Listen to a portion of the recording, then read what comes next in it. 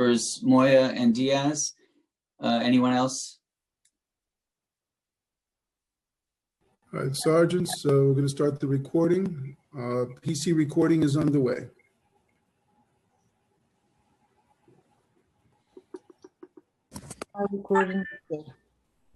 Backup is rolling. Sergeant Leonardo, I will leave it to you.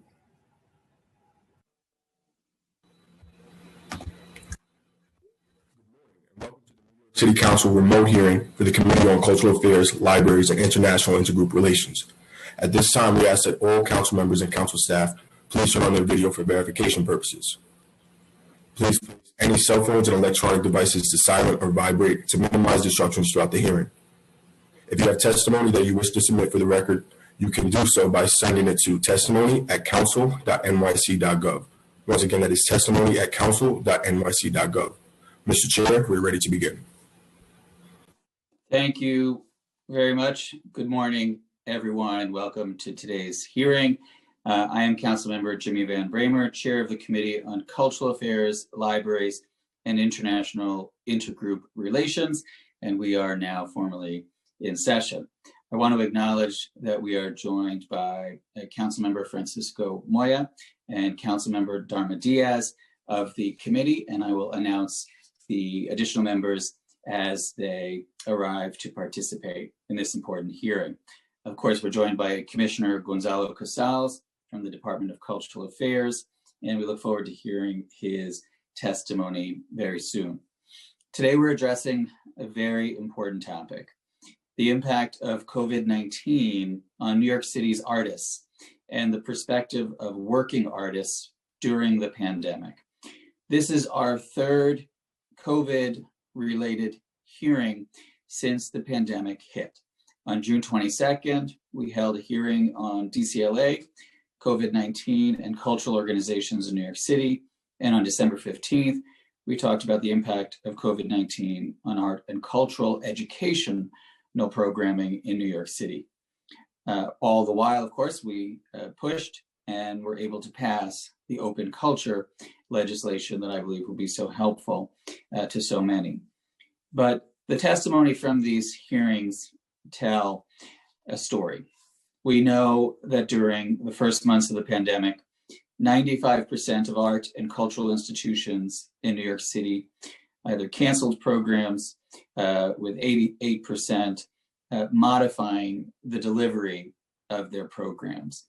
And at least 11% were rendered unable to provide any services. The performing arts industry lost 70% of its jobs due to closures, while a number of performance and cultural venues, including the Creek and the Cave, a place that I love very dearly, have gone out of business altogether. These are not the only casualties. We know that while organizations suffer, the city's artists themselves largely bore the brunt of staffing cuts and reductions in programs and services.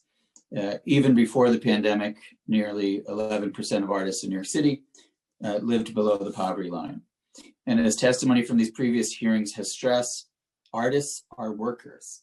I'll repeat that, artists are workers. They bring revenue and value to our city. Their work needs to be valued and prioritized. Yet since the pandemic hit, our city's artists and performers, including DJs, arts educators, costume makers, musicians, comedians, too many have been left out in the cold. We rightly focused on restaurants, but society wrongly has focused on bailing out large corporations, while we have not nearly done enough for working people, which includes, of course, our artists and cultural community. Today, we want to hear from the artists. And what is the reality of being an artist in New York City today? What do artists need the most from this city? what has been helpful, what has been not. Again, we know this pandemic has exacerbated issues for many artists that have existed for some time. But while many entered the year with a clear schedule of paid work, only to see income disappear in the span of a couple of weeks.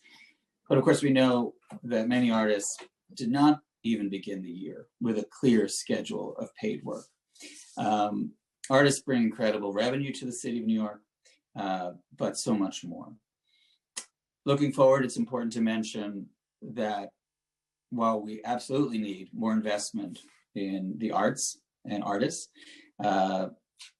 since March, we've seen artists advocating for themselves in new and dynamic ways, building power through coalitions, grassroots funding and organizing, and the Culture at 3 call, the Music Workers Alliance. There's so many other examples of artists building power. That is something that I hope continues well beyond the moment that we are all in. Today, in addition to hearing about and from artists, we're also considering two pieces of legislation. Intro 2194, related to requiring the Department of Cultural Affairs to study the real estate issues impacting cultural spaces, and Intro 2195, related to certification of artists and the issuance of identity cards for certified artists. While 2194 in particular addresses commercial buildings, I am happy that we are addressing real estate and the arts. We know rent is often the largest expense for artists and cultural venues, and artists have stressed that the New York State eviction moratorium that ended last summer was not enough time, and also stressed that there needs to be property tax relief for that would be very helpful to cultural venues and artists. We welcome this feedback and more. The legislation being heard today are just part of the work that this committee has done, along with open culture and along with the budgetary issues and the hearings we've held to addressing the concerns of artists, particularly during this impossible time. I look forward to hearing more about the state of the arts and artists from the artists themselves. And of course, we will also hear from Commissioner Casals with the Department of Cultural Affairs view on all of this, including comments on the two proposed pieces of legislation. Again, I want to thank all of you. We have spent a lot of time together over the last 11 plus years, but in particular during the pandemic, in so many Zoom calls and meetings, whether it's Culture at 3 or all of the meetings around open culture. And I want to thank all of you for your fight on behalf of the cultural community, artists, and the city, which would be nothing without artists and the cultural community. So thank you. I want to, before I turn this over back to our committee council, thank my legislative director, Jack Bernadovitz, who's also our cultural liaison and who's done incredible work with the cultural community, and I know has been a constant presence at the Culture at 3 calls and was really, really helpful in the open culture legislative fight. And I just want to thank Jack, my chief of staff, Matt Wallace, and of course our committee counsel, Brenda McKinney, who I will soon toss this to, but who worked incredibly hard on the open culture bill as well. Christy Dwyer, our policy analyst, who is here, and Alia Ali, who is our principal financial analyst for this committee. So with that, thank you all. I hand it over to Brenda McKinney to issue the oath and give everyone all of the appropriate instructions on how we're going to proceed with this hearing. Brenda. Thank you so much, Chair Van Bramer. So we will start with going over some procedures and then move to the oath and the administration. So I am Brenda McKinney, counsel to the Committee on Cultural Affairs, Libraries, and International Intergroup Relations at the New York City Council. I am moderating today's hearing, and I will be calling on panelists to testify. Before we begin, I'd like to remind everyone that you will be on mute until I call on you to testify. After you are called on, you will be unmuted by the host. A box will pop up asking you to accept it. Just a note that you will need to accept that to be unmuted. Please listen for your name. I will periodically announce who the next panelist will be by panel. Council members, questions will be limited today to 5 minutes. And council members, please also note this includes both your questions and the witness answers. Please also note that we will not be allowing a second round of questions at today's hearing. For public testimony and for members of the public, I will call up individuals in panels.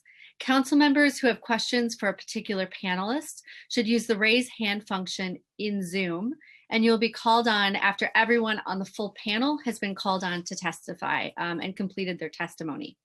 For public panelists, once I call your name, a member of our staff will unmute you, and the Sergeant at Arms will give you the go-ahead to begin speaking after setting the timer. So you can begin after the clock is set, and remember that when you are unmuted, a box will pop up asking you to accept the unmute. After public testimony, or all public testimony today will be limited to a 2-minute clock, 2 minutes. After I call your name, please wait a brief moment for the Sergeant at Arms to announce that you may begin before starting your testimony. So at this point, we will begin with administration testimony. I will now call on the following members of the administration to testify.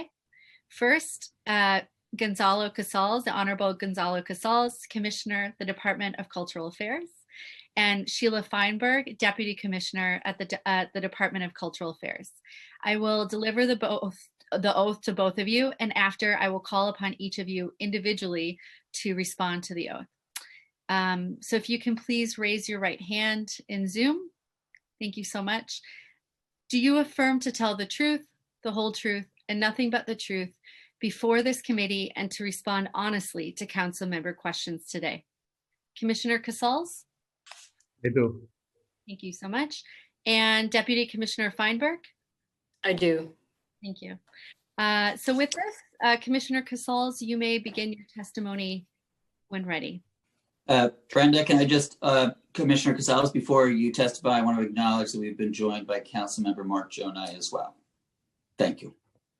Thank you.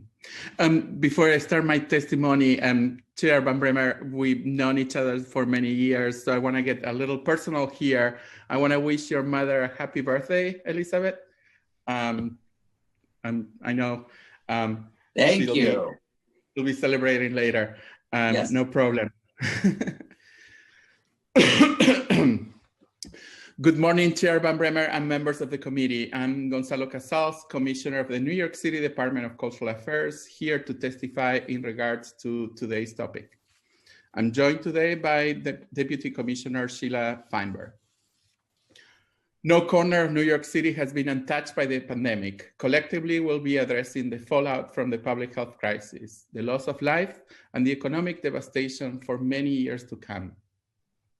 While the glaring racial injustices that have been magnified by COVID-19 have been with us for generations, I also hope that the willingness to address these issues openly and to make real structural change will drive everything that we do in the years ahead. Much of the same can be said about our cultural community and the artists who work within it. Culture is woven into our city's neighborhoods, and naturally, cultural groups and artists have suffered alongside their neighbors.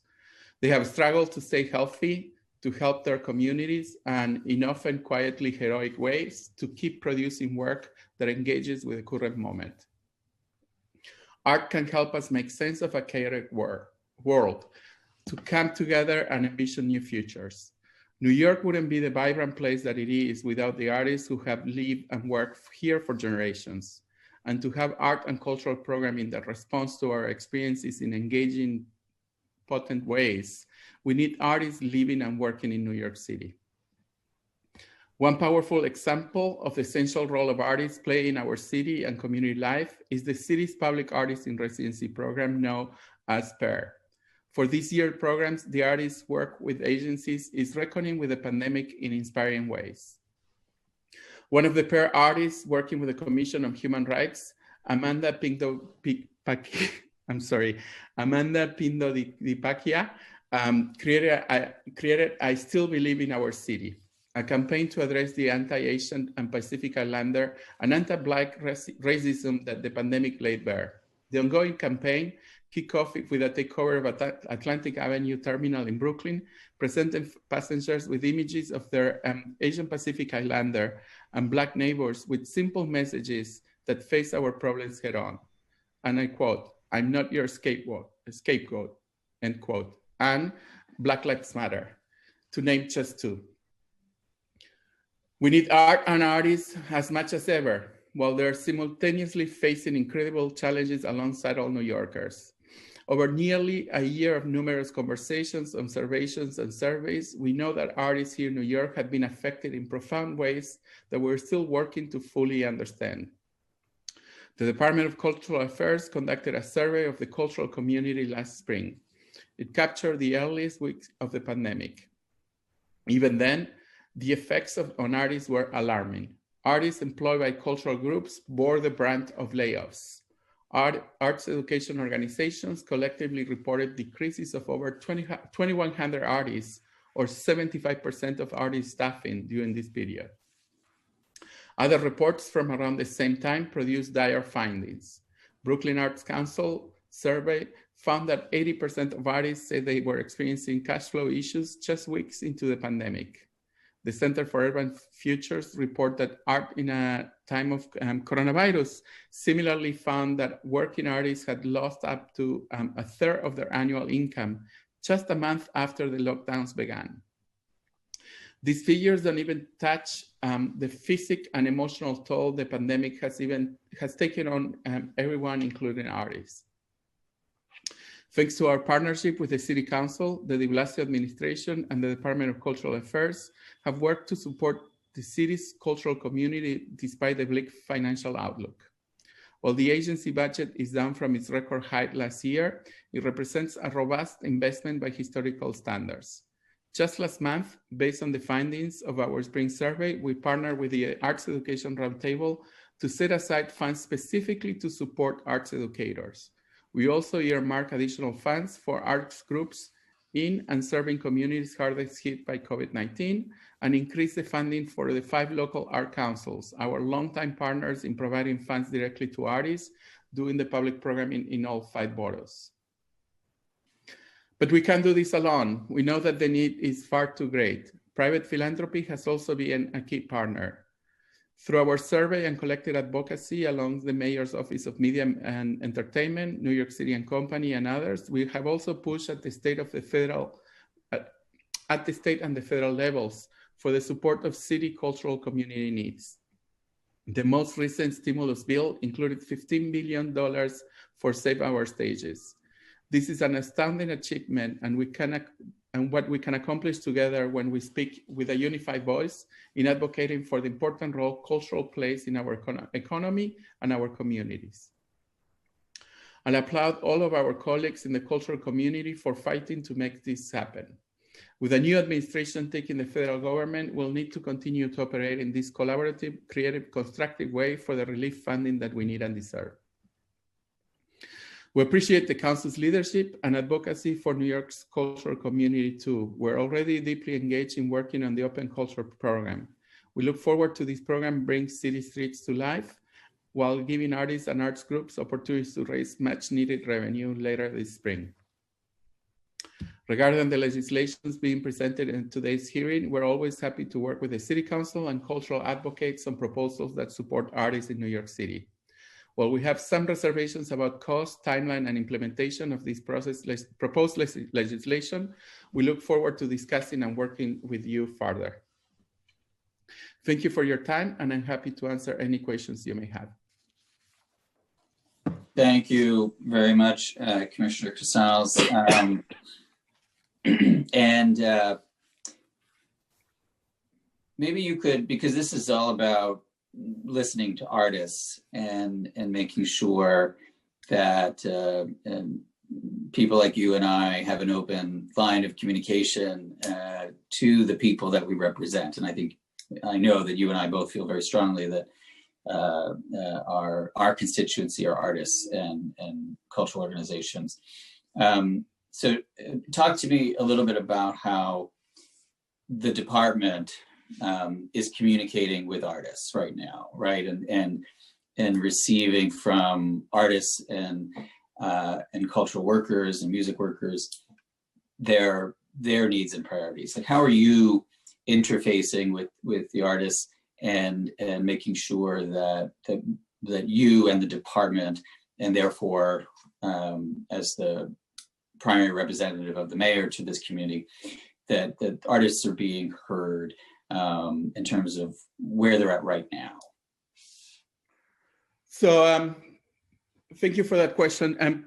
There's two main ways in which I'm personally doing this. One is, of course, the survey that we did in the spring. We're getting ready to do a second survey starting very soon, in a couple of weeks.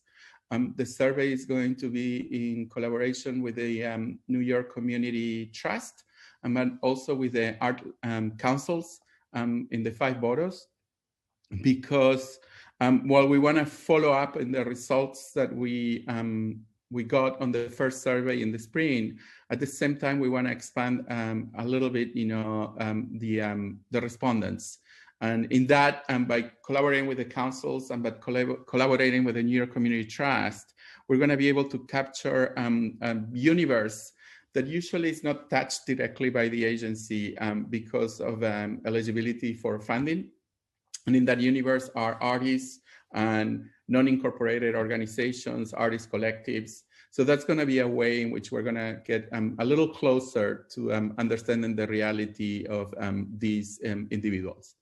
At the same time, since I took over this position 7 months ago, I had been doing many of them on a weekly basis, what we call listening sessions, in which we get together with groups and we just sit and listen and understand where their needs are, where the priorities of the agency should be. And we have done this not only with cultural organizations, but also with groups of artists.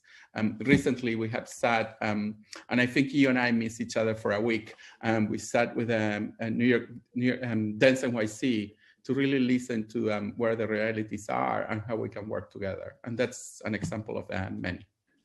Yes, no, I think we can't be on enough Zoom calls and enough events where we're with artists,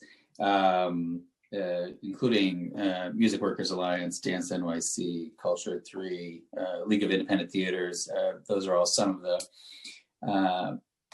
constituencies that I've sat down with. I do think, as was mentioned to me by someone who's in the room, when you are doing the survey, it probably would be good to ask all of your grantees to send it out to all the artists that they work with, and to get an even deeper dive and broader swath of respondents. I do see we've been joined by Majority Leader Cumbo. I want to recognize Majority Leader Cumbo with us, and I'll mention any other colleagues on the committee who join us. And maybe you can give us a little update on open culture. You mentioned it. I know I was on a call with several agencies as we're starting to work through that, but maybe from your perspective, you can give everyone here an update on where you see it going or how you see it going? Yeah, there's a lot of excitement for open culture to happen. I believe it's going to be not later than early March. There's some group across agencies and working with the city council to fine tune the processes on how that's gonna work.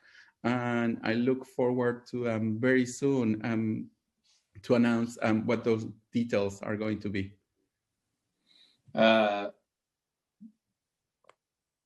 Great. We certainly are engaged in that work, and I know everyone's anxious to hear what the next steps are and how folks can start to actually access the application and plan events. And of course, there's some outstanding questions with respect to the application that we need to get back to folks on. So I know in your testimony you were expressed some concerns on behalf of the administration, as you're required to do. But can you talk to 2194 and certainly feel free to share any concerns the administration might have, but also just talk about your understanding of the real estate pressures that many of our cultural organizations face, right? Either those that have their own space, whether they rent or own, or of course, many of our organizations and artists do not have a permanent home, but are continually moving about and in desperate need of affordable space for either rehearsal or performance. So talk a little bit about your view about how real estate plays a role in impacting how art is created, who can create it, and who can participate in it. You know, in answering that question, I'm going to bring you back to the days in which I was working as a consultant for this agency for the cultural plan. And I was on one of the many hearing sessions and listening sessions that we did. And there was one in particular we did with artists in which the facilitator says, you know, what are the things that you need to thrive as an artist, right? You know, and there was a list of studio space, you know, time, you name it. And then there was the question, what are the things that you need to survive as an artist, right? And affordable rent, you know, a health insurance, you know, a job, you know, that pays. So a lot of these issues, and including the real estate issue, not only for working, but also for living space for artists, had been an issue for the sector for many years, if not decades. As I understand, as we all see the city becoming more and more expensive to live, what we are looking into do is to add to this survey, to add a few questions that would help us understand, you know, how COVID has affected this issue a little more than, you know, than usual. But we're hoping that just to do our COVID survey first before we engage in the creation of a new report, just because of financial and staffing resources. And with respect to the specific piece of legislation 2194, this is our first hearing on the issue, and of course we're going to hear from the community itself on these issues and the legislation. But do you have any ideas on not just the concerns, but ideas on how it could be made better, or what is missing as we start this discussion on 2194? I think it's an issue that we should address head on. You know, the question, as I said, you know, on my testimony, it's an issue of timing and resources. I think we should definitely, you know, government works based on data. We should definitely try to connect either through a sort of a report like the one that you're proposing, or in other formats, understand collectively the impact of raising real estate values in our cultural sector. Yeah, and I know you feel this and know this, but there is obviously a sense of urgency because we have already lost so many spaces. So many spaces are holding on, right? Literally, just trying to survive. And of course, there are so many issues around equity, right? And which communities have access and which communities do not, and we know the answers to those questions. Do you want to speak briefly to 2195 and the idea around certification of artists and the issuing of a card that would allow artists to have a source of identity around that? Yes, I think that's a great idea. Again, you know, what I would like us to spend some time to figure out how we do not reinvent the wheel. In a moment of the city is experiencing one of its biggest financial crises, it gives me a pause to create yet another process that needs staffing and resources to support. I think there might be already ways in which this is happening in other communities, and how that could be sort of mimic or even added to that. And then the one thing is that, well, I understand the spirit of this designation. Again, there are a couple of things that just also give me pause, and we would just, you know, working with the advocates and with the city council, we need to refine is sometimes it makes me anxious to give the power to the government to decide who's an artist and who's not.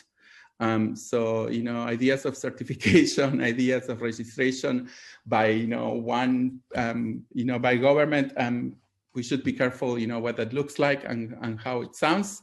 And two is, I understand that this is is the first step in trying to prepare artists to receive benefits from the government. Usually it works the other way around, you know, a benefit is created and then is defined, you know, how artists could, artists or whoever the benefit is, whoever is receiving the benefit, you know, how they become eligible. While I'm not opposed to just turn the process around, I just want us to understand a little bit the expectations, right? I just don't want to create a process, half of a process in which creates expectations for artists, and then nothing is happening.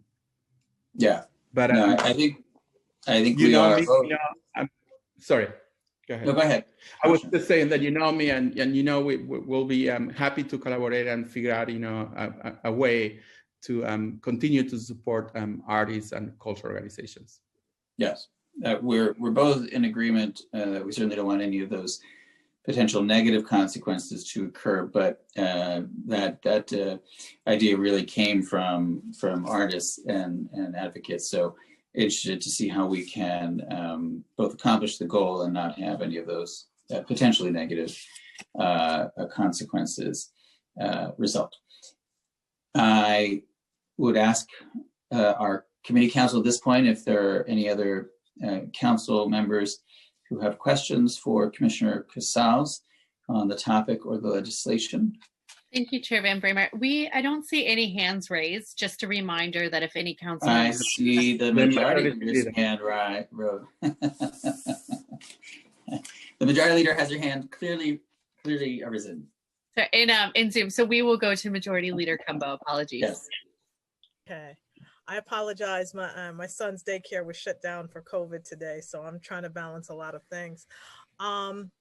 Commissioner, I just wanted to reiterate or to just state the importance of the Open Culture Program, because as you know, so many organizations are applying for their DCLA funding as we speak. And so in order for those applications to potentially use that as the basis for their grant, they would need to know more stipulations about how the program is going to function and how it's going to operate so that they can meet those deadlines that are fast approaching. So I really just wanted to reiterate that as well, and also to see how this program can coincide with the restaurants program, so that these two things are in some ways, at some points, not always, but if there can be intersections. I hear you loud and clear.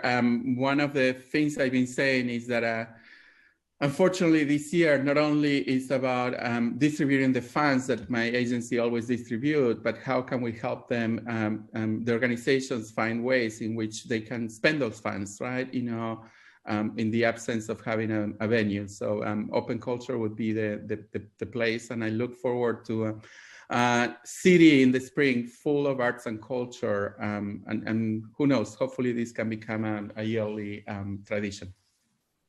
Thank you.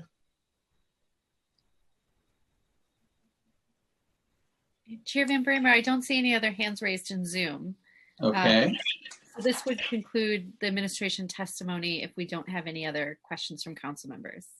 Okay, that sounds good. First, thank you again to the Majority Leader for allowing her impossibly adorable son to be a part of the hearing today. Very, very special moment. Well, maybe more special for us, but it was Right. Sometimes a challenging moment for Mom, but special for us. So I know we want to really hear from the community, you know, first and foremost on what it's what the reality is right now to be an artist in the city of New York.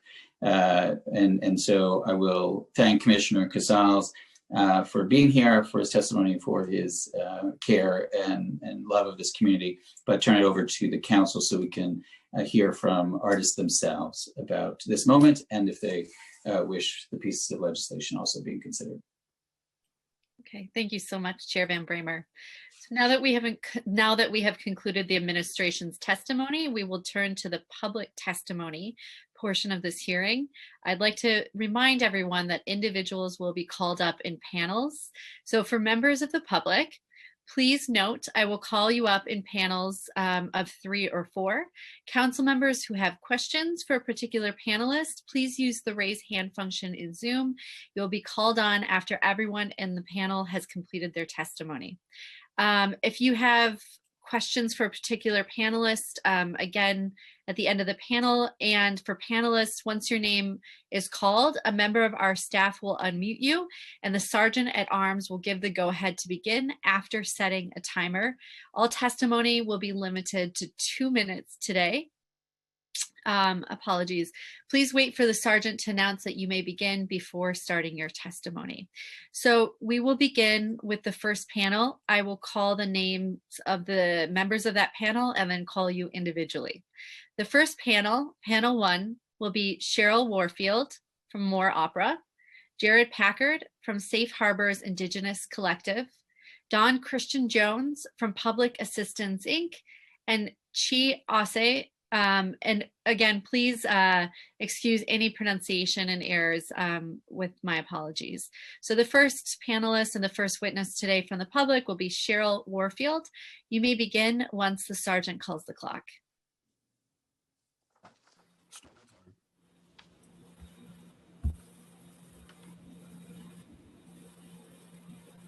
Hi, my name is Linda. I've been a member of Better Body.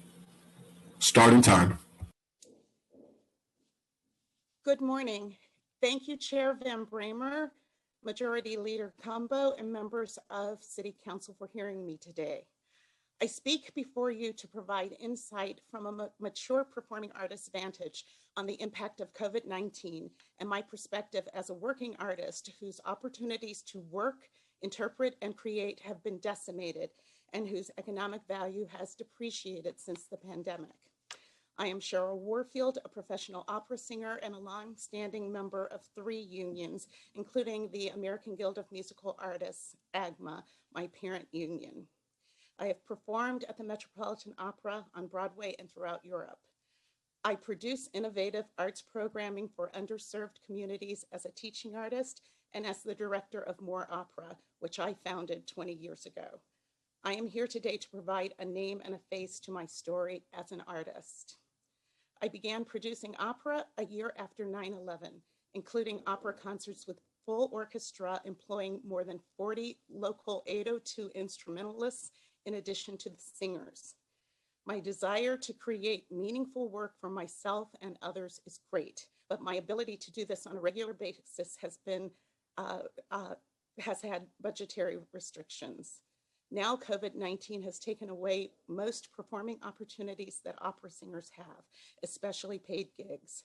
Further, the ability to practice our art, even privately in coachings, can put artists at risks.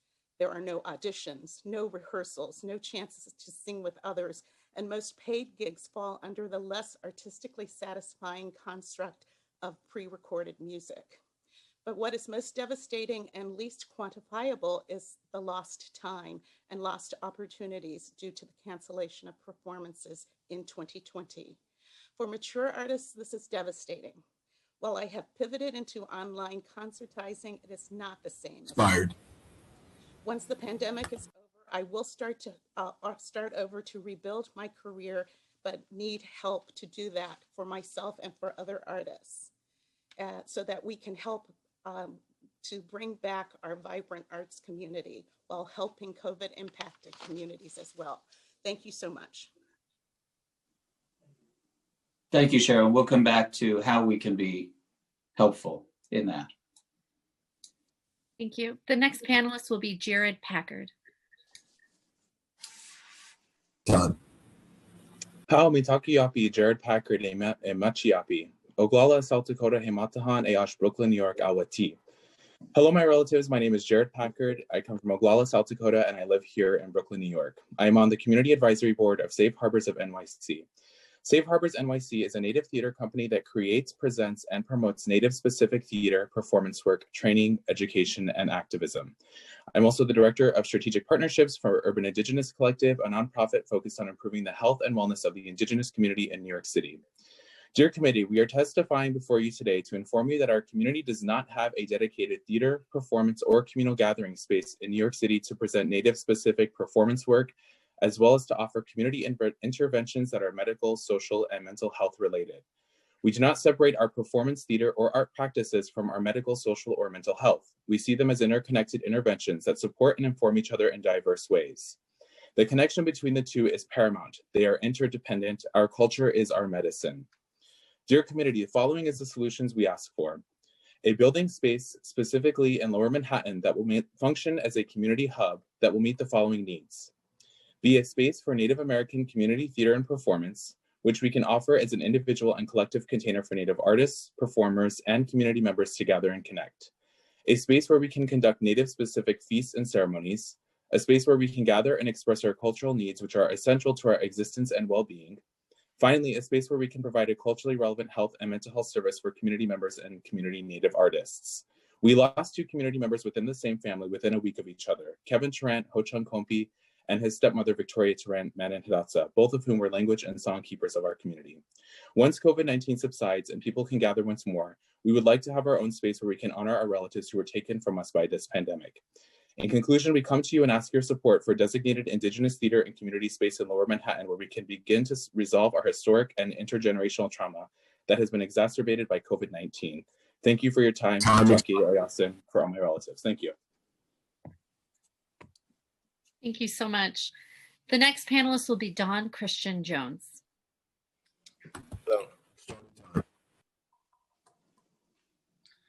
My name is Don Christian Jones. I'm an interdisciplinary multimedia creator and arts educator here in New York City.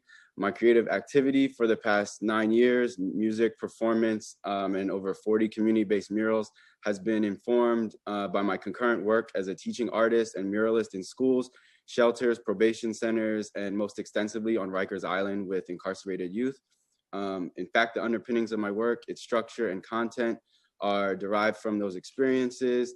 These include intergenerational, intercultural discourse, the unmaking of white sensibility models, supremacy models, and systems of disenfranchisement, and the implications of mass incarceration on Black liberation. I'm here representing Public Assistance, which is a mutual aid network, research design lab, and resistance hub, which we founded here in Crown Heights on June 6th of last year.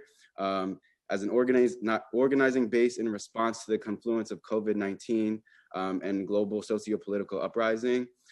Public Assistance has both led and partnered a multitude of community initiatives since its inception, among them paid youth mural residency programs, public art making, an open call radio program, a free bike repair and refurbish initiative, a community fridge and garden, toy and coat drives, hot meal care package distribution, and wellness workshops for collective care and resilience. In addition to our community program, we may design, produce, and fabricate anything by our eclectic team of artists, makers, organizers, builders. Our capabilities include banners, sets, media for protests, murals, visual media, photography, video, garment design, sustainable green design. As of last week, we have been threatened with eviction. Yes, so the current property owners of Public Assistance, we operate out of a vacated laundromat, notified us that they are going to begin construction on a new development, probably a gourmet supermarket within the next 20 to 50 days, leaving us really devastated and shocked. And we're in like this crazy mode trying to sustain and figure out what to do next. But we are a beloved staple of this community already, and we are going to fight to remain here. And in solidarity with our neighbors. I could go on, but thank you for having us. Thank you so much. Chair Van Bramer, we do not have any council member hands raised. If you have any questions for this panel. Well, I see Majority Leader Cumbo's hand raised again, but I will ask you a few questions and then pass it over to Majority Leader Cumbo. And you'll let me know if there are any other members of the committee who wish to speak. But I feel like Cheryl, who's been before the committee a few times and speaks so powerfully, and it's very painful for me to hear, that you can't sing as much, and certainly not in the way that we wish you could. But you were just getting to the point of talking about coming out of COVID and sort of getting back up to speed, if you will, and what does that look like to you, and how could the city be helpful to you in particular, and then maybe even others in your field?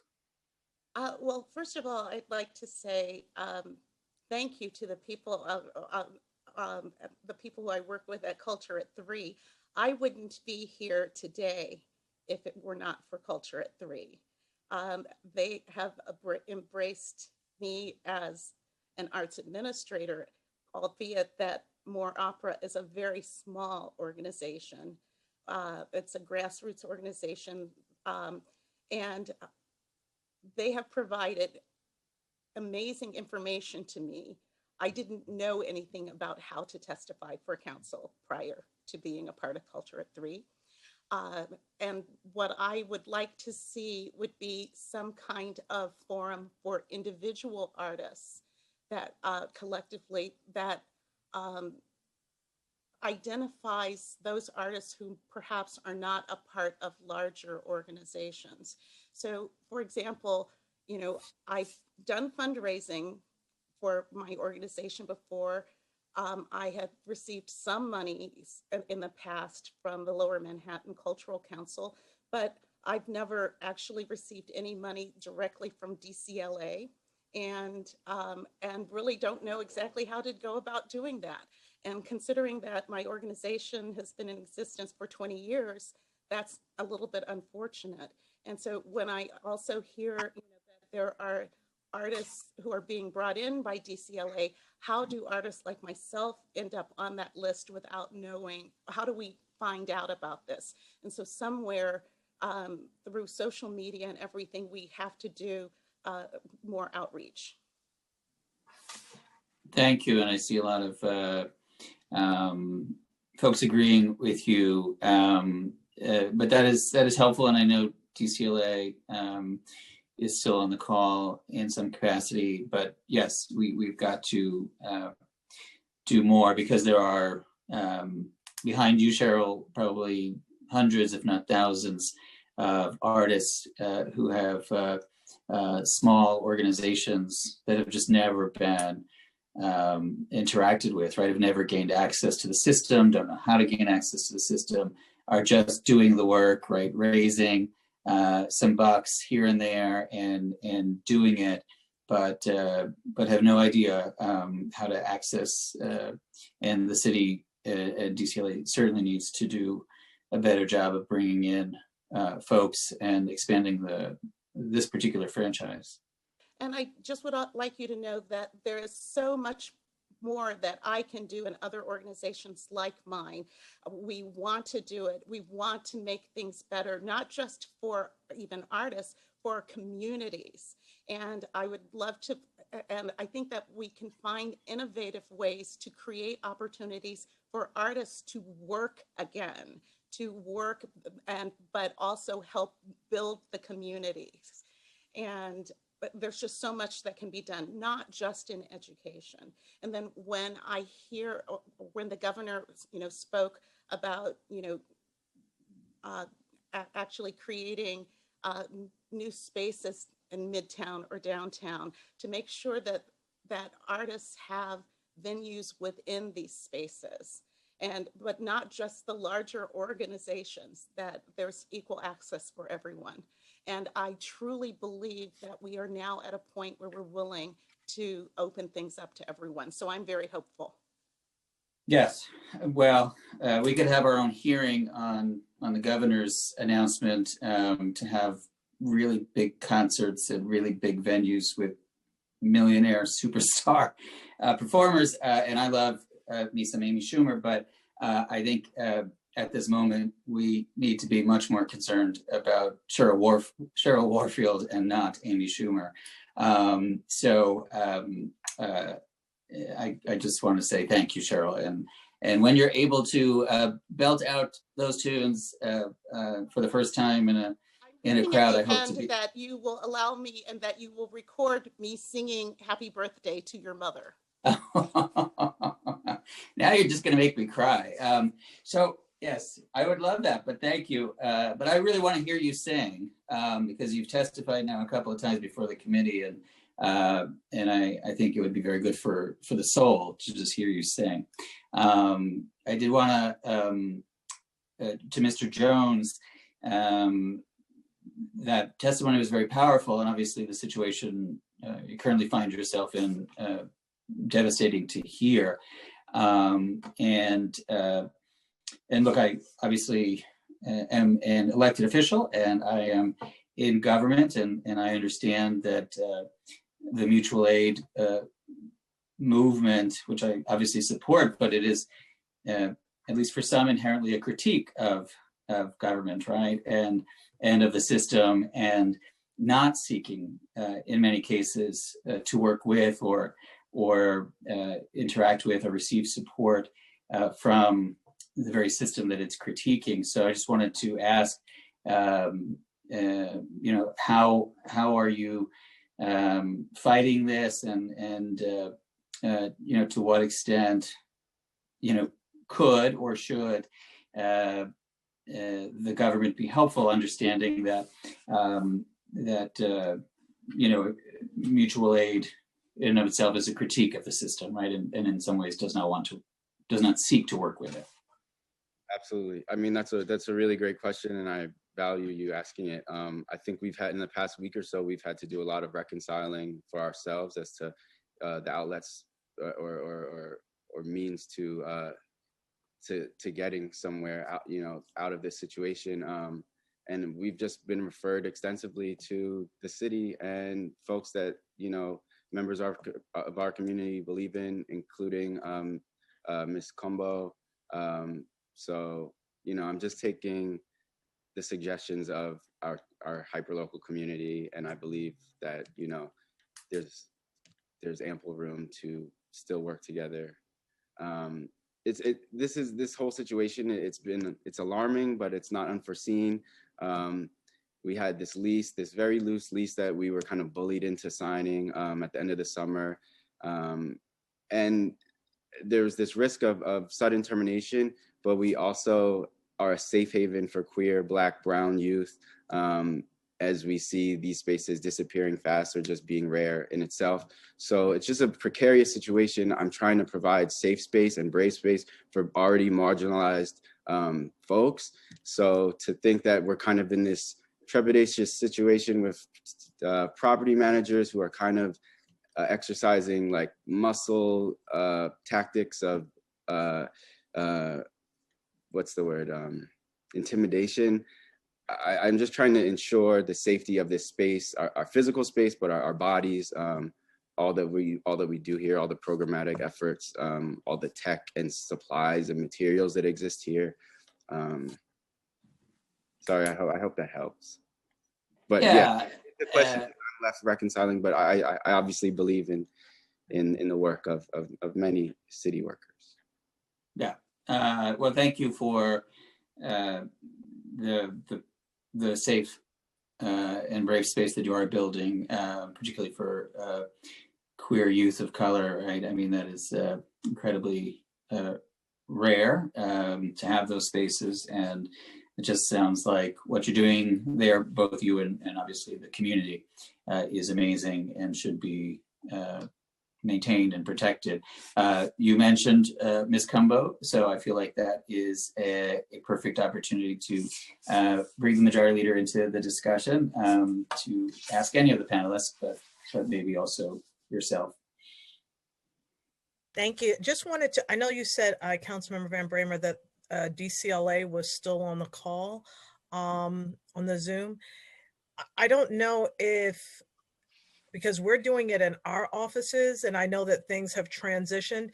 My question to DCLA, and if we could, if they're still not on the call, if the council could follow up, is DCLA doing any kind of online how to apply for the DCLA upcoming grants? How do you get your paperwork in? Sort of a help desk. I think that that's one aspect that we could just start the process and have other opportunities where people could weigh in if they need additional help and support in order to strengthen their organization. Because an organization of the caliber that Cheryl has outlined should certainly be with their years of service to the community for consideration. And I would also recommend, Cheryl, as well, looking at your local arts councils, as well as when I started my organization, Mokata, I was very much supported by the New York Foundation for the Arts as well. So that's also some place that I've gone to for initial help.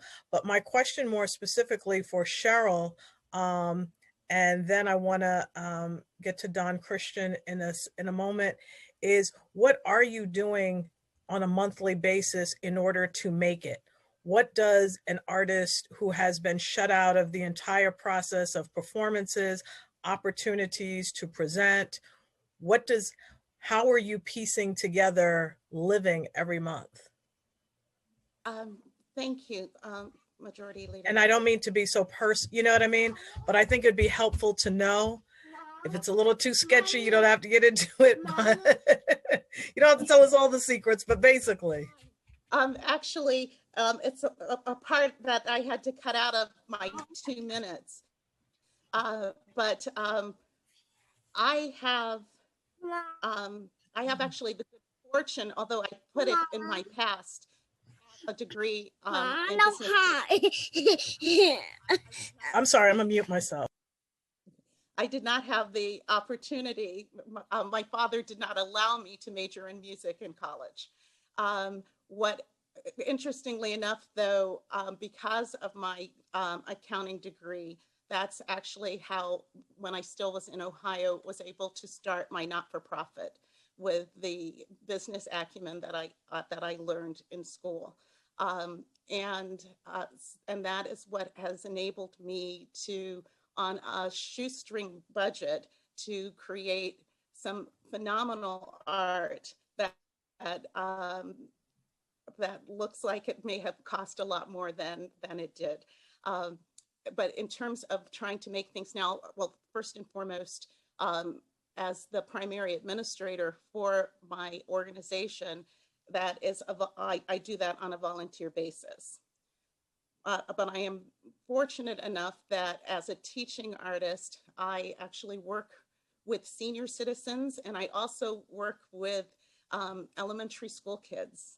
And I have been able to keep going doing that, and a couple of small side gigs that I've been able to do to make ends meet right now.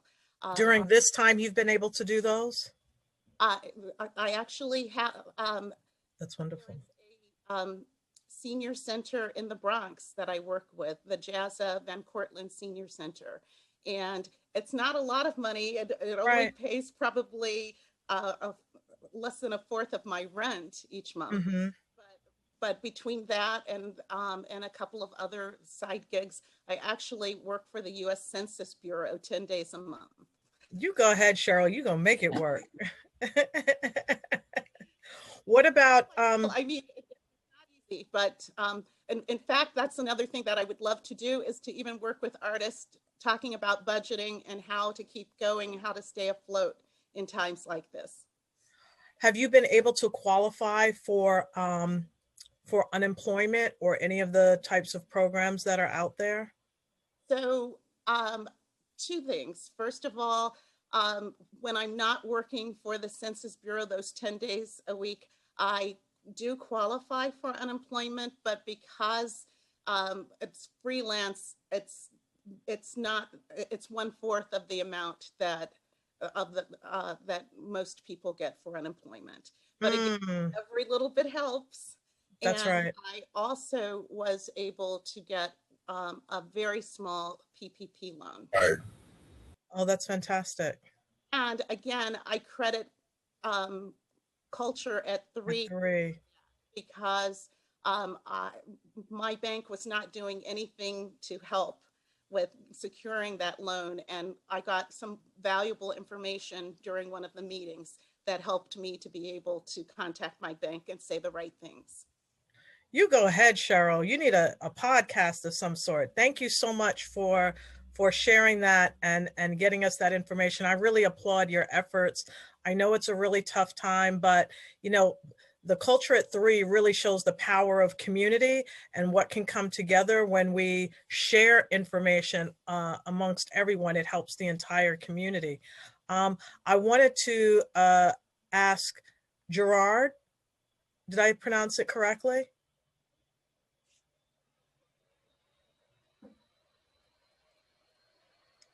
He's got to be unmuted. Mr. Packard has to be unmuted. There's a slight delay, but we're unmuting. Oh, okay. Okay. Sorry. Thank you. Yes, Jared is how you pronounce my name. Jared. Are you familiar with the organization Amarinda? Yes, I've heard of Amarinda. I think it would be so powerful when I'm hearing of your mission and hearing of their mission.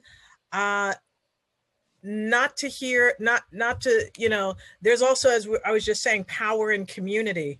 And I think it would be really powerful to partner with them to kind of see what are they doing and what has been their experience in terms of advancing the work of the Native American community in New York City from a local not-for-profit indigenous space and voice. So I just wanted to make that suggestion as one. Thank you. And I'll share my information in the chat so that you can follow up so I can make a direct connection as well.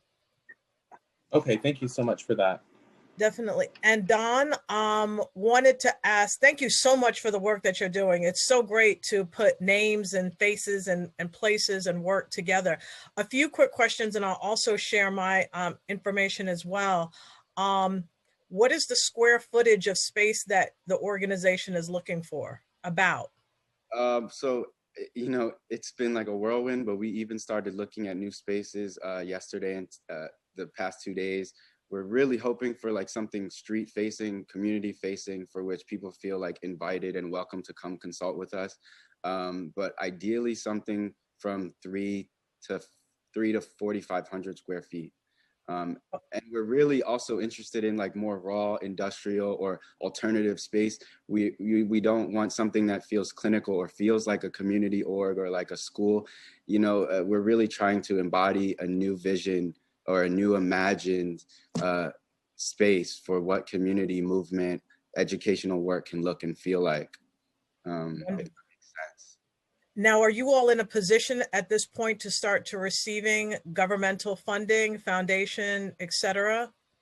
I think if we want to stay alive, we have to. Yes, yes. And then thus far, we've gotten thus far solely off of private donations, you know, and micro grants. In the beginning of COVID, I was just like full force applying for everything. And, you know, I'm apt and have the agencies to do so, but I realize that so many of my peers don't, or even have the access or language to get so much of the funding that we got just to get off the ground.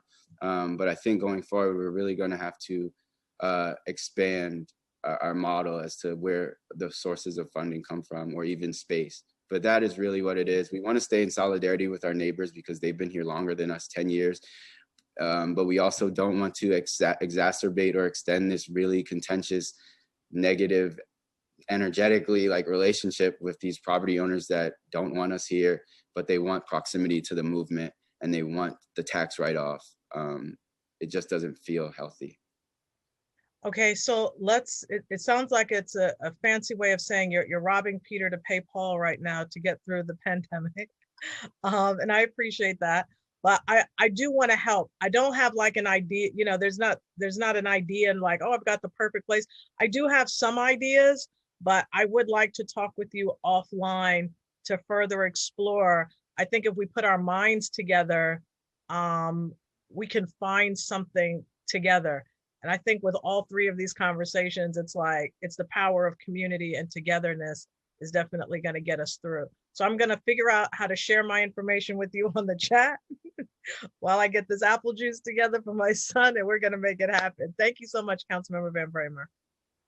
Thank you, Majority Leader Cumbo. Thank you, Cheryl, and I'll get your contact information through the council, and we'll figure out some way to have you record "Happy Birthday" to my mother, because I will see her later today, and we'll happily show her that video as we Zoom with my siblings later tonight with a cake for my mom. But thank you.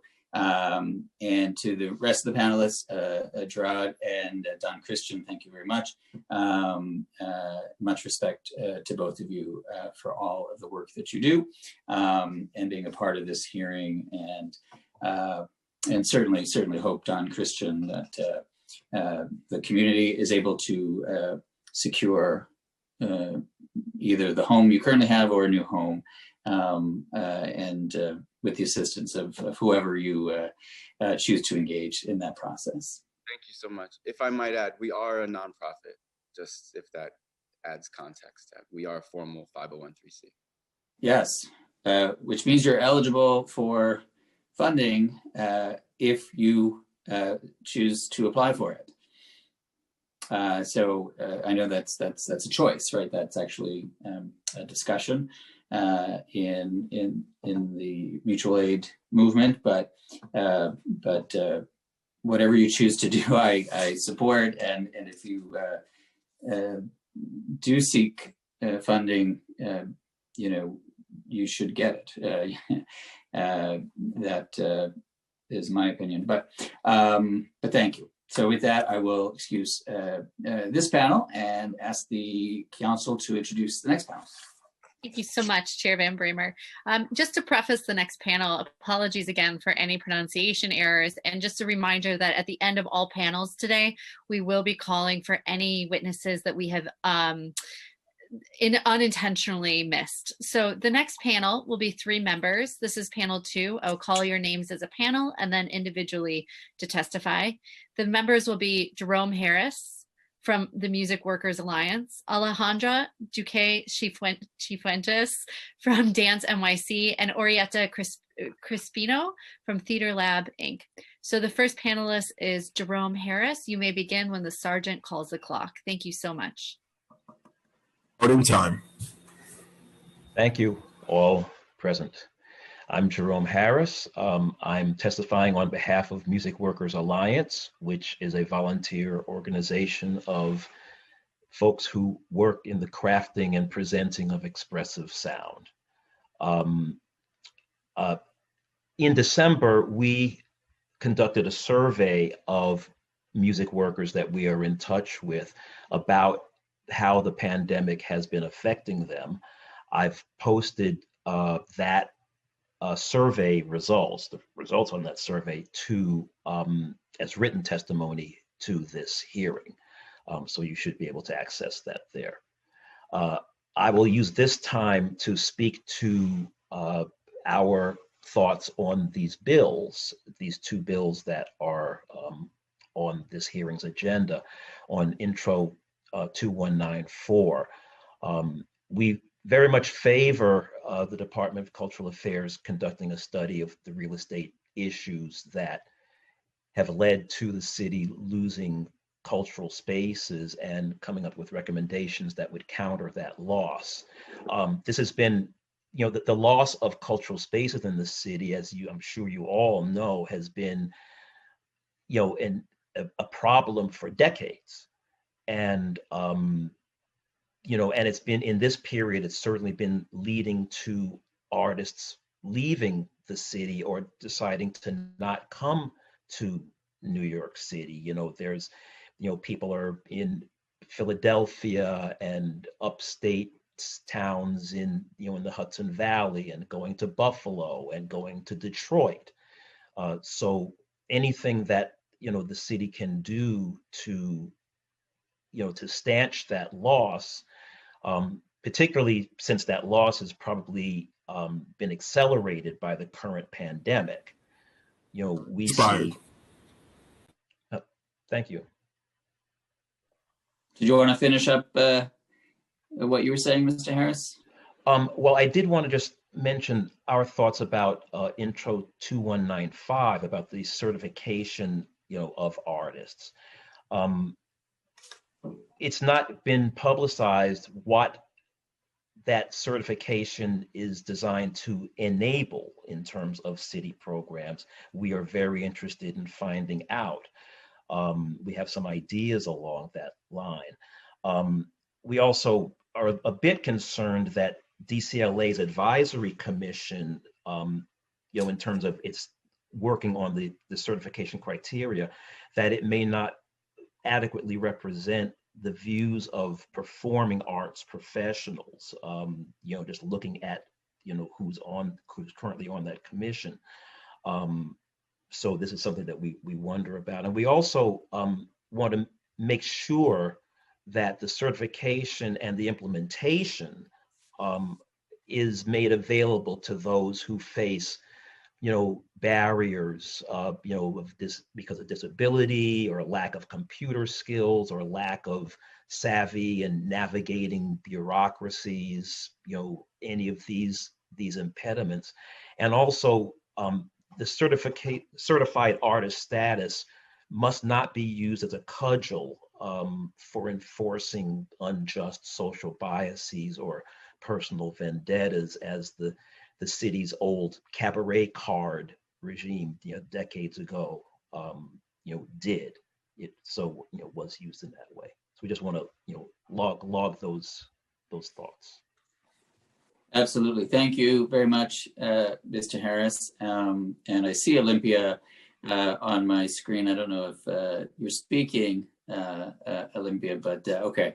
We want that energy that you bring to everything as well. But thank you, Mr. Harris. All those points are incredibly important and well taken, and I think we're going to hear from some of the folks who really have been thinking a lot about this particular piece of legislation and what is hoped to be accomplished with it.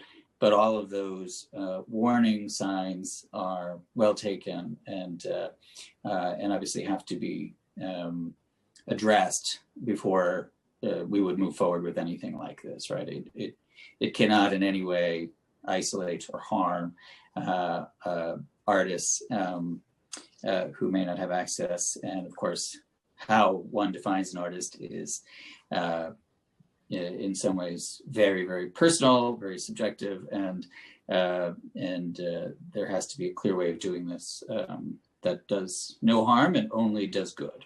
So thank you.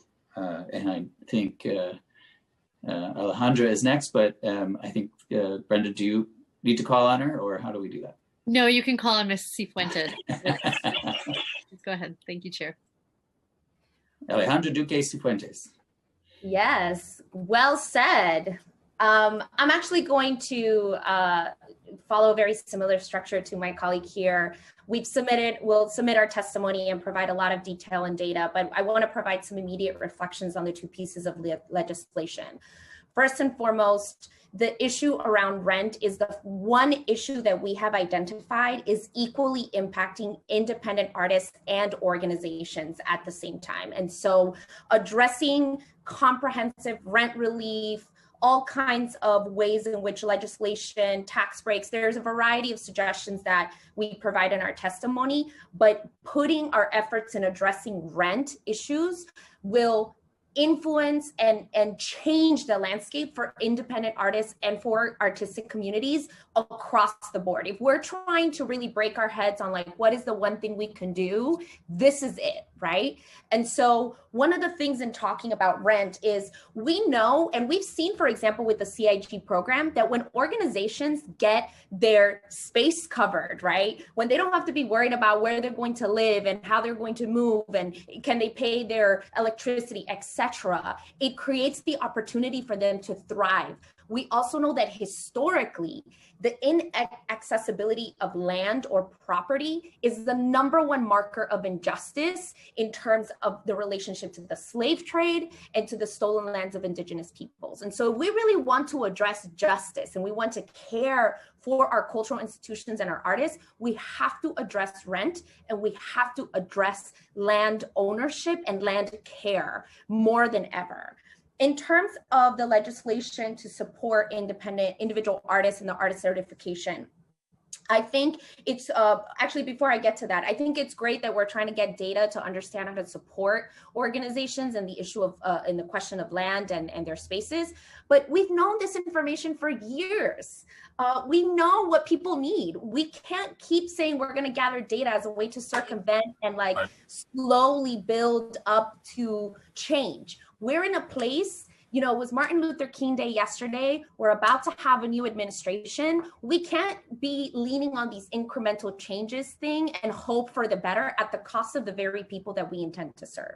As we look at legislation 2195, I echo what my colleagues are saying around ensuring that whatever is created doesn't reinforce systems of oppression and biases. But there is precedence historically across the world where governments have formal infrastructures that support artists. If we look at France, they have a program called Intermittence, and that program creates the opportunity to provide access to unemployment benefits, all kinds of state and intentional support that allows those communities to thrive there. And so there is precedent, historical precedent, a lot of countries do it, where we can support artists. One of the things that I'll say that is important about this and thinking about reducing the labor that artists have to endure when requesting financial support is how a system like this can move us in the direction of common applications and in accessing grants, how we can streamline and create an opportunity for more communication across agencies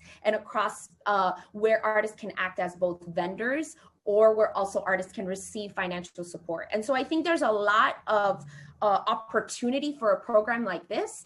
And while the government should not legislate who is and is not an artist, the government has a mandate to support these cultural workers. And in creating a system like this, I think it's an opportunity, if we do it with a lens on justice, connected to the very artists, informing how that is developed and ensuring that we're not replicating Eurocentric leanings in how we do it, that it's an opportunity for us to move in the direction of a formal structure of support for artists from the government. So those are my two kind of main reflections to the committee as we think about both of these pieces of legislation. And in our testimony, we've of course provided a lot of data and specific recommendations. Thank you. Wonderful. Thank you so much. The final panelist for this panel will be Orietta Crispino from Theater Lab, Inc. Hi, thank you, Chairman, and everybody. I totally second what Alejandra said. So I'm gonna, compact my testimony and say that for 15 years, Theater Lab has served the community of performing artists with resources such as affordable space to create and present live works. Our signature white box spaces, flexible in nature and intimate in size, have been inspiring to create contemporary forms of presentations, welcoming new audiences to a very unique experience of art and gathering. In 15 years, I built 2 different venues. For 7 years, I was downtown on 14th Street, and from 2005 to 2012. And now since 2013, we moved to the Garment District, West 36th Street. We're led by a group of women artists, creative, resilient, resourceful, and we'd like to be a small nonprofit organization. Rent, property tax, and renegotiation with our lease, with our landlord have been our main issues pre and post-COVID. We need help to craft new partnerships with landlords. We cannot keep creating if we constantly fight. We need incentives to property owners leasing to artists, and in so doing, sharing the burden of the pandemic.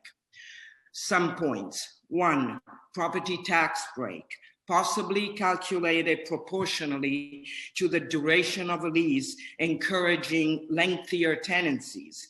2-year leases are not of great help.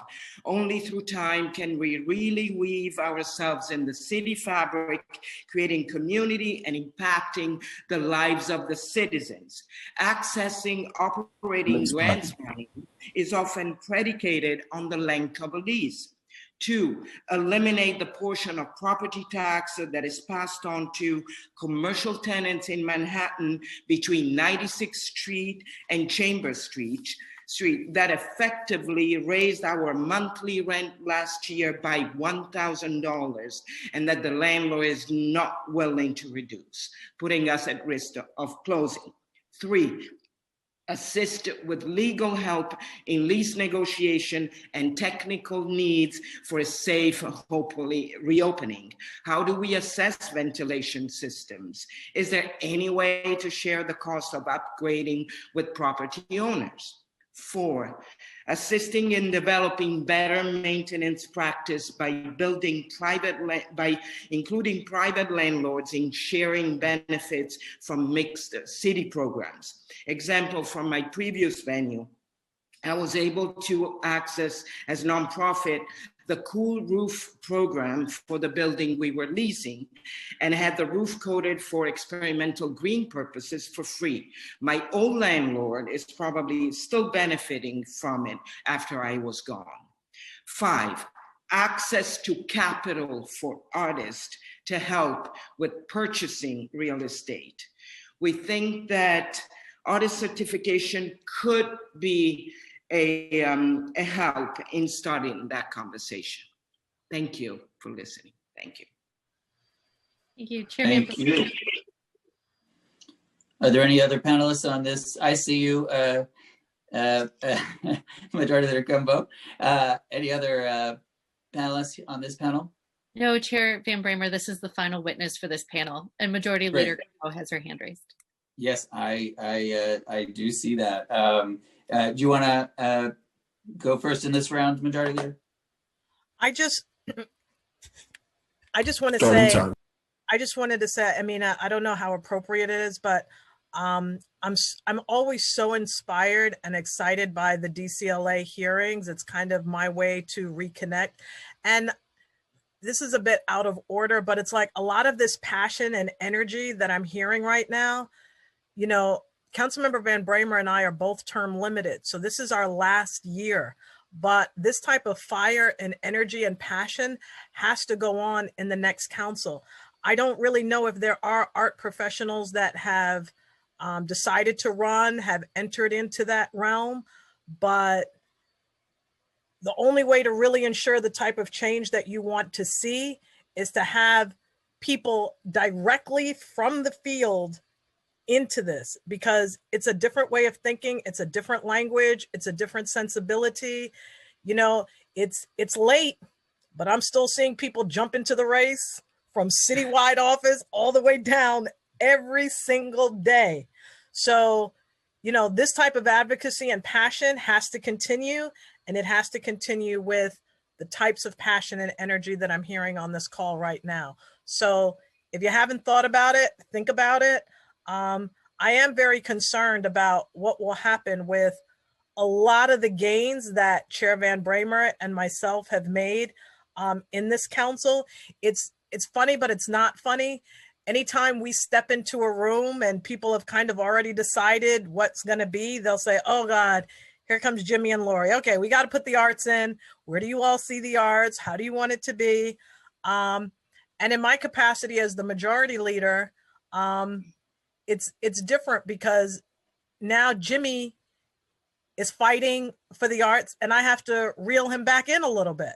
So it's like this weird kind of, you know, it's this weird kind of energy and space. But I also wanted to add to Alejandra, I'm really feeling a lot of what you said, and you're probably going to be like, oh my goodness, you don't know this already. But I think as this is our last year, and what you all were testifying, it would be wonderful to have a document that puts together the best practices throughout the world and maybe throughout the nation, where you have seen these types of examples and how they have actually and specifically worked. Because we may have a lot of good ideas, but the beauty of seeing practices that have worked in other countries or other nations is that they've worked it out. So like, for example, maybe some of the things are based off of a hotel tax. Maybe some of the things are based off of a referendum that they put on the voting ballot that says X, Y, and Z. Like, if we can have that type of documentation of best practices and how those best practices are functioning throughout the world or throughout the nation, it gives Chair Van Bramer and myself a real opportunity to create legislation or maybe even budget priorities for how we implement some of these things in our last year. But even if we don't bring these things over the finish line, it's so important to begin to put these ideas out, because most importantly, we want to see that the arts are no longer considered a fringe benefit of New York City. And I don't know how to state it any more clearly for the people throughout this city, but it is the backbone of our financial economy. If you can't understand anything else, understand the economics of it, which seems to be something that people understand. So, you know, if a document or discussion through Culture at 3 could begin to say, we want to put together this best practice document, that would be so powerful. Thank you. Thank you very much, Majority Leader. And we've talked about this a few times. And, you know, when I listen to Alejandra and some others, I get fired up too, and automatically start thinking, boy, I hope Alejandra runs for office one day. and because it's so true that we need people, and I realize that, look, government is not for everyone. People are right to be incredibly frustrated by the structural inequities that exist, but we make it better, however painfully, incrementally, when artists and people who care about the arts are in government. When we're not, there are very, very few people willing to fight for the arts and artists. And I have been in the council for 11 years. I am the chair of this committee for all 11 years. And I can tell you that when the doors are closed and the press aren't watching and people are fighting, there aren't that many people who fight for the arts. And that's why you need people like Lori and myself who have a history with the arts before we got elected, who then are more willing to fight, right? And who will go to great lengths to fight. So this run, is Alejandra, run. I didn't want to say it, but girl, run. And there's so many others. Still dance. You can still dance. There are so many others. Sheila Lewandowski is very, very active in Western Queens, and so many others. But I mean it. We need folks, and even if folks aren't going to run in this cycle, but to be engaged, right? To be engaged in your community, civically, politically, and again, people have talked about having an umbrella organization for artists and arts groups, kind of like New Yorkers for Parks or other things like that can actually, and I know that there are individual organizations that do this, but have forums, have questionnaires, ask candidates where they stand on issues affecting artists before they get elected. So they're at least thinking about these issues, because so many don't even think about them. I will just say, lastly, Mr. Harris, Alejandra Duque Cifuentes, and yes, I say that name correctly. Very proud. I live in Queens, and I have a challenging last name myself, so I feel like it's important to get people's names right. And Orietta, thank you. All of you, I just want to say, yes, to Alejandra's point, it is not new to us that the inequities and the power structures favor landowners, landlords, big real estate, and the horrific effects that has on communities, including cultural communities. And a study can seem like a very small and incremental step when faced with the crisis that we're faced with. I agree with that. We can push for that bigger structural change, and we are, and I certainly am in many ways on the political side, but this is something that's important for us to at least get people to focus on, talk about, acknowledge is the root of so many of the problems, right? Rent and the inability, again, for people to produce and plan and exist, to simply exist, right? Is threatened because of the land ownership and structural inequities that exist. So I just want to acknowledge all of that, and I definitely feel that and support it. And just like Lori said, I too get a lot of energy from these calls, and feel fortified again, because all of you are so right and so good and so strong. So thank you. Does the majority leader wish to speak again? Yes. Yes, and I just want to say I apologize. I can't figure out how to start a chat. So my email address is just my name at Gmail, so that I can just get it right to my personal. So if there was further communication and you didn't see it come up in the chat, it's because I don't judge. I don't have any capacity to figure out how to do that right now, but it's just loricumbo@gmail.com. Or lcumbo@council.nyc.gov. But it'll be better if you just send it to my personal email address. I've got to go do online circle time with my son. It's only a half hour. I hope to come right back, but I would really enjoy to hear from each of you. And if the hearing is still going on, I will be back. So thank you so much, Councilmember Van Bramer. This is really great. Again, definitely consider running for office. If there are individuals out there who want to do it, we need that fire. We need that energy. Run, Alejandra, run. Okay, I'll see you all later. Thank you. And Committee Council, do you want to go to the third panel? Yes, thank you so much, Chair Van Bramer. So this concludes panel 2. We will now move to panel 3. The panelists, there will be 3 witnesses on this panel. First is Lucy Sexton from New Yorkers for Culture and the Arts, followed by Christina Perry from Chain Theater, and third, Sheila Lewandowski from the Chocolate Factory in Queens. So again, we will hold questions to the end of the panel. The first panelist is Lucy Sexton, and you may begin when the sergeant calls the clock. Thank you. Time starts now. Thank you, Chair Van Bramer, Majority Leader Cumbo, and members of City Council for hearing my and so many others' testimony. My name is Lucy Sexton. I'm proud to head New Yorkers for Culture and Arts, a citywide coalition of cultural groups and artists and culture workers from across the city. The damage of COVID to every artist, cultural worker, and organization has been immense. It's equally important to remember that the ability of artists, culture workers, and cultural organizations to survive in the city prior to COVID was already fragile.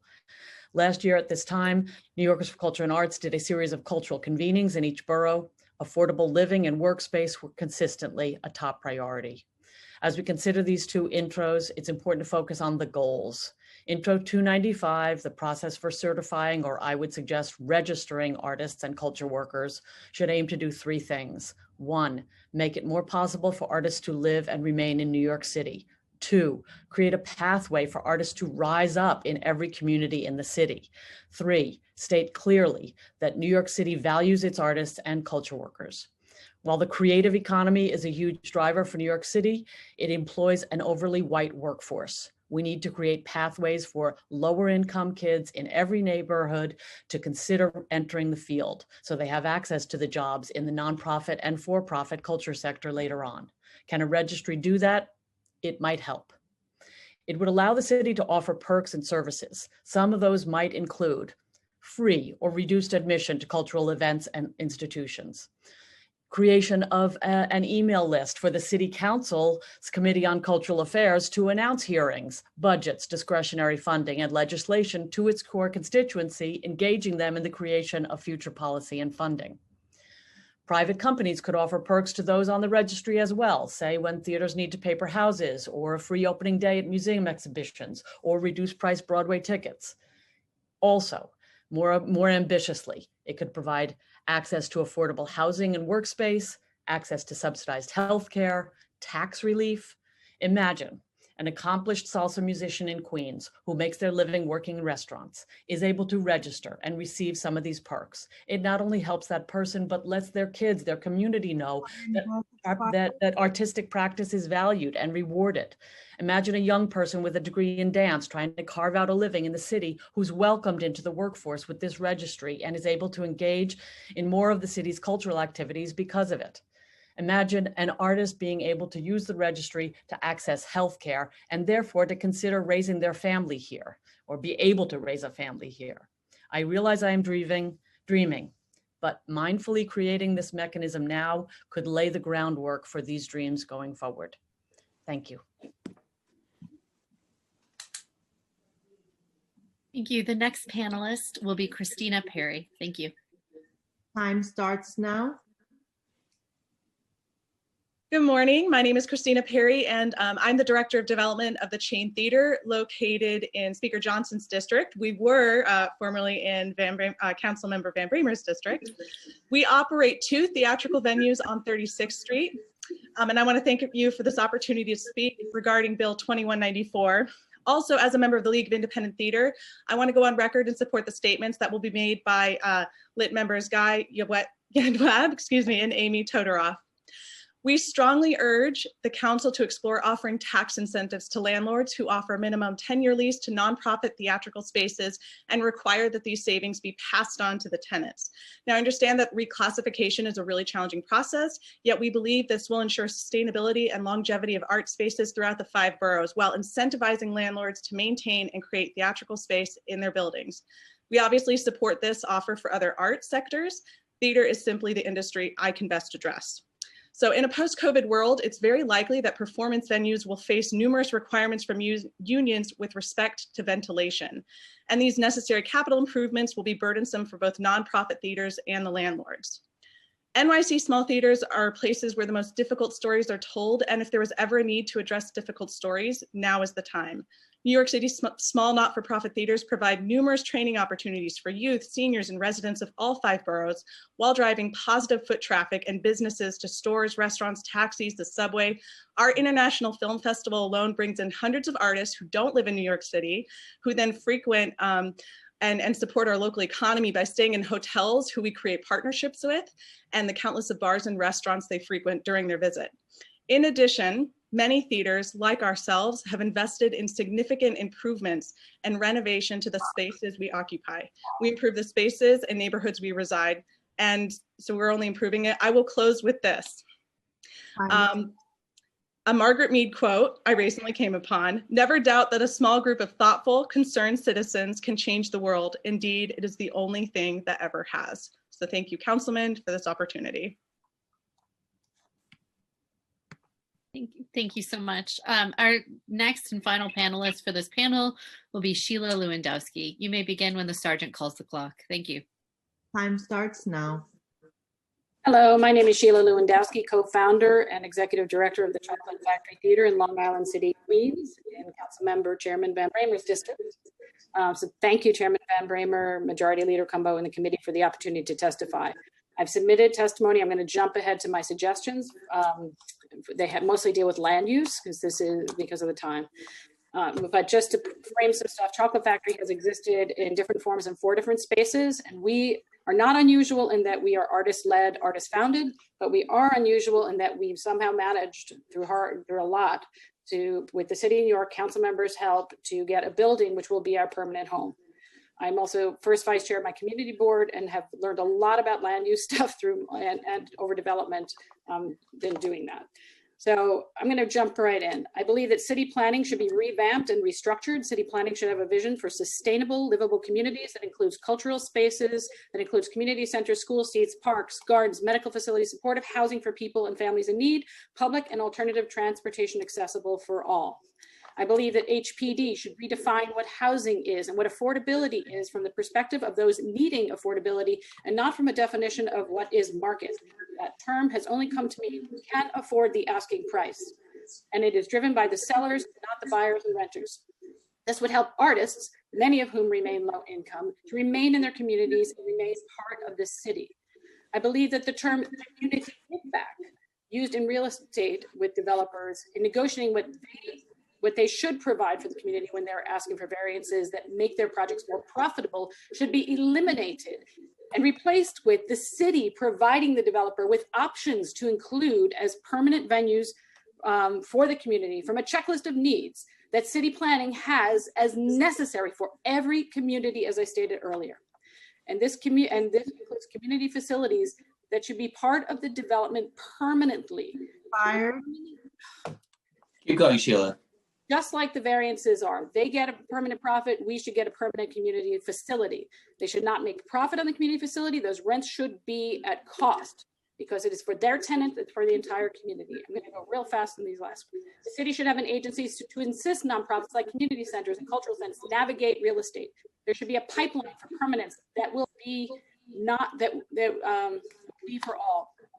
But if the city knows that culture and the arts are essential for humane, equitable, innovative, diverse, sustainable, and vibrant communities, then the city must be more proactive in the planning and development of these permanent facilities. Property tax structure should allow for tax exemption for spaces dedicated to nonprofits and art venues as part of a long lease, what other people said. And commercial rent regulation should be brought back to New York City for nonprofits and small businesses. Thank you. Thank you, Sheila. I am proud to represent you in the New York City Council, and proud of our work together over the last 11 years. If you haven't already emailed me that personally, will you? Because I strongly agree with all that you just said, and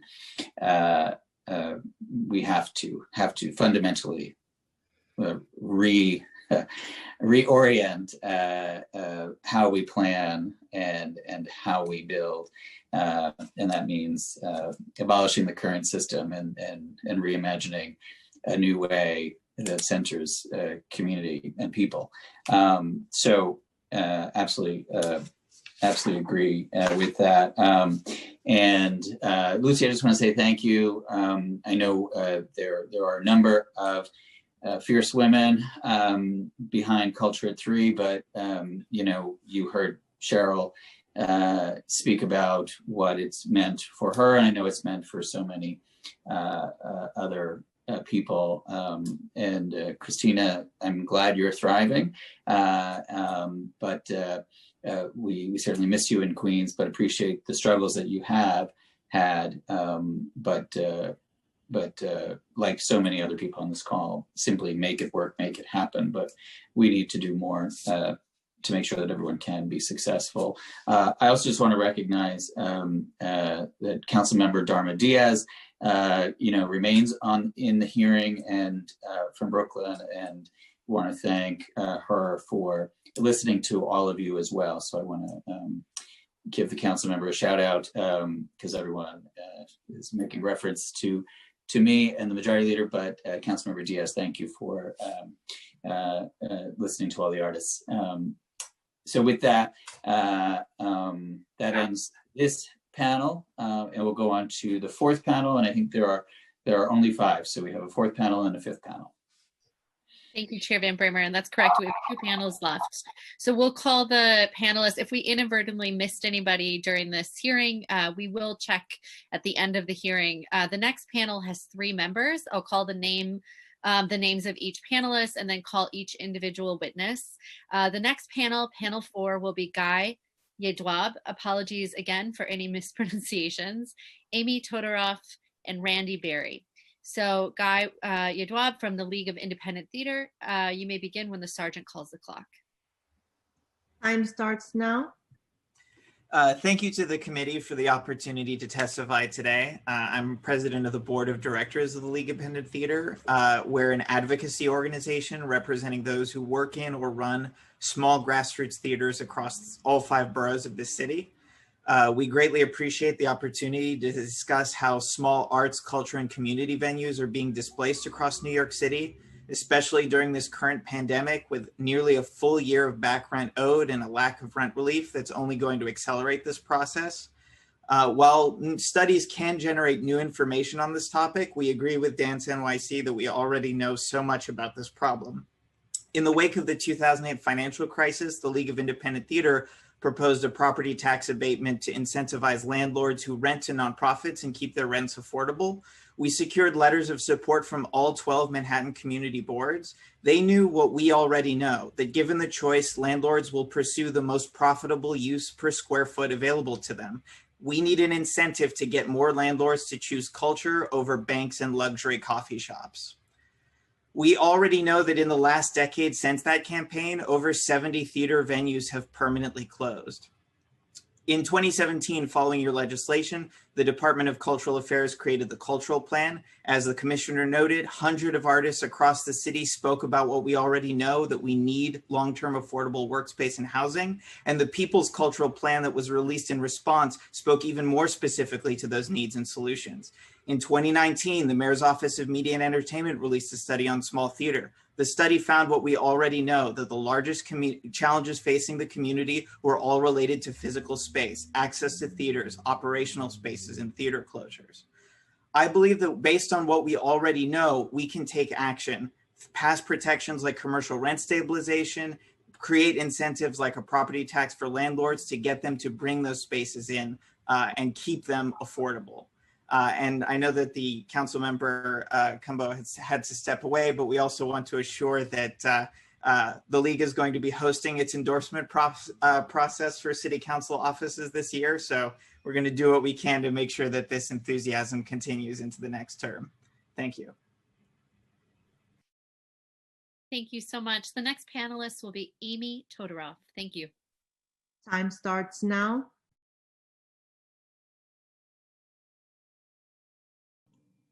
There we go. Hi, the League of Independent Theater is an all-volunteer coalition formed in 2008 in response to this space loss emergency. And in those 13 years since, the situation has deteriorated, as we've just heard from Guy. COVID has only highlighted what we already know. Artists are forced to scramble for an ever-dwindling supply of rehearsal work or performance space, and when they can find it, they can't afford it, despite these powerful advocates like Orietta, who's doing what she can to support us. They also can't just afford to live their lives in New York. The inevitable result is that artists are fleeing New York City and creating art centers in Tempe, Arizona, Houston, Texas, and Mount Carmel, Illinois. In order to confront the systems that led us here, we need to do an accounting of lost space that starts with the independent theater artists in New York City, built upon the great work already being done by the Indie Theater Fund, the Music Workers Alliance, Dance New York City, and others. So Manhattan Theater Source in Greenwich Village has sat empty for the last decade. It's a zombie building. And Safe Harbors has no space. How does that happen in New York City? We need commercial rent stabilization. We need to track developers that get a tax break for promising community art space but never deliver. And we need tax incentives and other creative ideas, like we heard from Sheila, for those who rent to nonprofits, particularly those led by the global majority populations. We need to keep artists in New York City with real action. We have a lot of questions about an artist certification process. Can artist certification provide access to free or low-cost healthcare? That would radically change the way artists get to live in New York. Can we get preferential Con Ed rates for artist-run venues? Can you build a new WPA from this artist workforce? Can you expand the already existing City Spaces program to give certified artists free access to the dormant city space or after hours when these city spaces aren't in use? So one last point.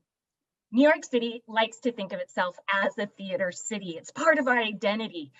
But if we're honest, this city has always been hard on artists. We look at these legends like Joe Papp and Ellen Stewart, but even Joe Papp got arrested and Ellen Stewart was shut down. They survived here. But the reality on the ground for artists is more dire today than it's ever been. And indie artists just aren't surviving. The make it work, make it happen hustle just isn't good enough anymore. So without serious intervention, this generation is already taking their talents out of New York City and building art in Mount Carmel, Illinois. Thank you. Thank you so much. The final member of this panel is Randy Berry. You may begin when the sergeant calls the clock. Time starts now. Thank you for allowing me to speak today, everyone. My name is Randy Berry. I'm the Executive Director of the Indie Theater Fund and Indie Space. We serve the indie community in the 5 boroughs with grants, free real estate, advisory, and consulting services, and we offer an emergency fund that provided 600 grants to artists during COVID. We also consulted with over 60 venues during COVID on how to stay in their spaces during this very difficult time. Indie Space utilizes our large network of real estate professionals to offer free advisory and consulting services to our community. We give artists the tools they need to craft favorable leasing arrangements for themselves with their landlords and to move them into more sustainable relationship with their real estate. We're thrilled the council is considering new ways to address the real estate challenges that the most under-resourced and historically excluded artists and venues face in New York City. However, we know, as everybody else has mentioned, a number of studies have already been conducted on the subject, and we hope you'll refer to those completed studies and experts rather than spending another year before moving to radical action for change. How many more spaces will we have lost while we're conducting a new study? What we already know, commercial rent stabilization is key to not-for-profits being able to operate in New York City. Rent support and cancellation for those impacted by COVID with mortgage support as well is the only way that we will avoid more permanent closures. Consistent financial support on a city and state level and creative ownership and partnership structures lead to sustainability. We can use more city-owned properties that are not being fully utilized. We can track community facility space usage and hold landlords accountable who are not making legal use of the space for their community. We offer tax incentives that are assigned to the not-for-profits. I think this is a key important difference. The tax incentive goes with the not-for-profit. So it benefits the landlord with reduced property taxes, but it follows the not-for-profit wherever they rent, giving the power to the not-for-profit rather than the building owners.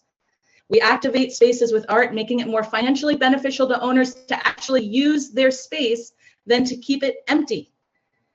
Invest in community land trusts, allowing artists to begin to own a stake in the properties that they dedicate their lives to building. Thank you so much for this opportunity to submit this testimony. Indie Space would love to work with the Department of Cultural Affairs and the Council to explore all the various options and opportunities that are available to indie theater makers.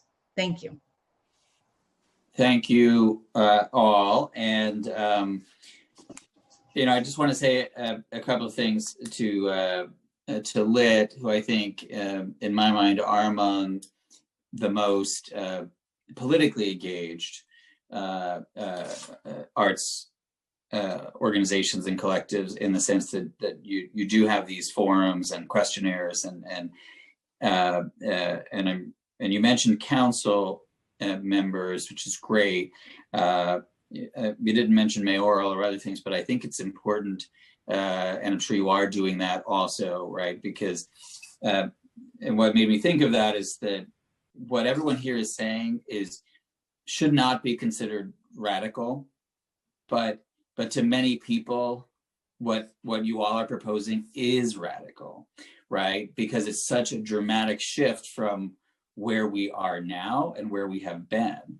And the only way to make it less radical is to elect more people who actually don't think it's radical, who think that all of these changes are long overdue and have to happen.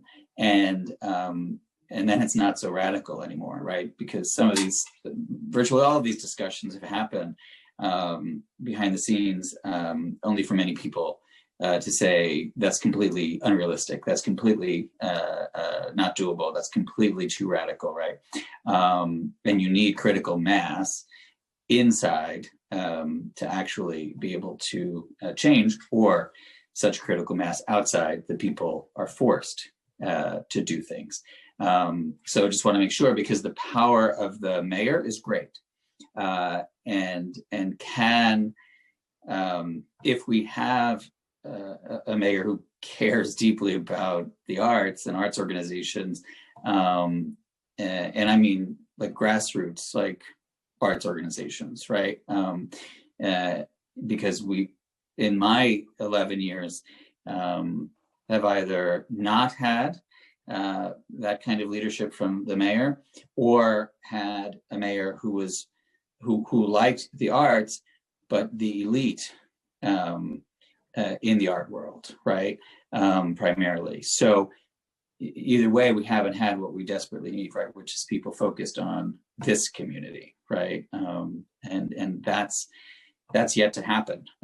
So I just wanted to say all of those things. And I believe Councilmember Diaz has a question. So I want to call on Councilmember Darma Diaz. No, it's not a question. It's more of a comment, if I may. I just want to share with you the gratitude for this experience today, and share with you that I am committed, as my colleagues are sharing that they're reaching their tenure. I'm coming in as a member, and excited to bring in my vision for art and culture. Part of my plan is to bring in a multifaceted museum into the district as the education advocate. One of the most recent schools built in my community is equipped for a theater and art space. So I just know that I'm, as I said, as some of you are transitioning, I welcome the opportunity to engage further with those that are speaking today. I'm about deliverables, and I want to continue as you phase off to, I want you to pass the baton to me, because it's about deliverables. In junior high school, Mr. Shore was my drama teacher, who's no longer with us, and I love to see his vision move forward and live on. Thank you. Thank you, Councilmember Diaz. And yes, it is awfully good to hear that we have council members beyond the majority leader and myself who care about this community and will fight for it. With that, let me ask the council to call the last panel. Thank you so much, Chair Van Bramer. So we are calling the final panel, and again, we will call for any witnesses that we inadvertently missed at the end of this panel. The last members to testify on this panel, there are only two. Again, we will call others if we missed anyone. Ryan Gillum from 4th Arts Block and Olympia Kazi. Thank you. And Ryan Gillum, you may begin when the sergeant calls the clock. Thank you. Time starts now. Hi, everyone. I'm Ryan Gillum from 4th Arts Block. I've been a working artist and arts educator for 4 decades in the Lower East Side.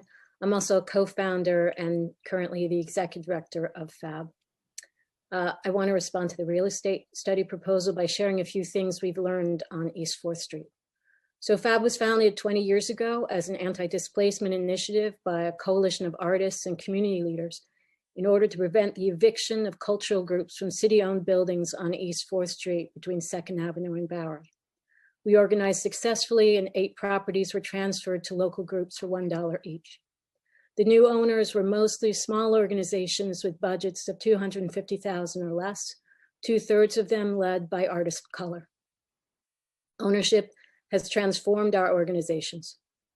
I believe some of the core principles that made possible success on 4th Street were that equity was built in from the beginning, that we were both a cluster and a collaboration, which is particularly critical for sustaining smaller organizations, and that we were active and deeply connected to our neighborhood.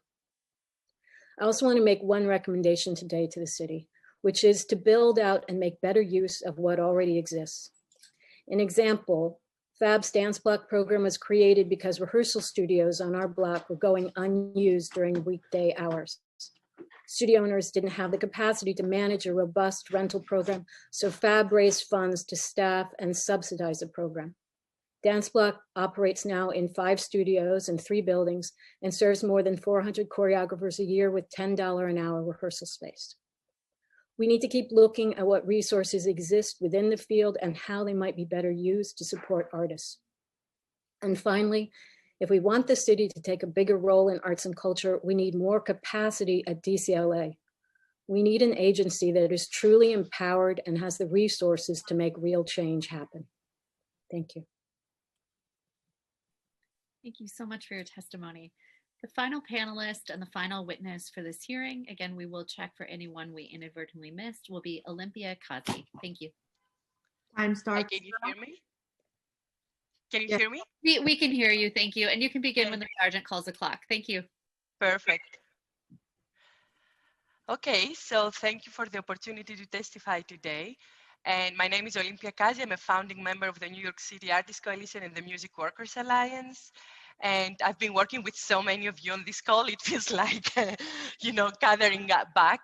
So I want to talk about the two legislations that are proposed today, but I also want to make sure that our elected officials don't feel that they're off the hook. You guys have a few more months and you can pass legislation. So let's be honest.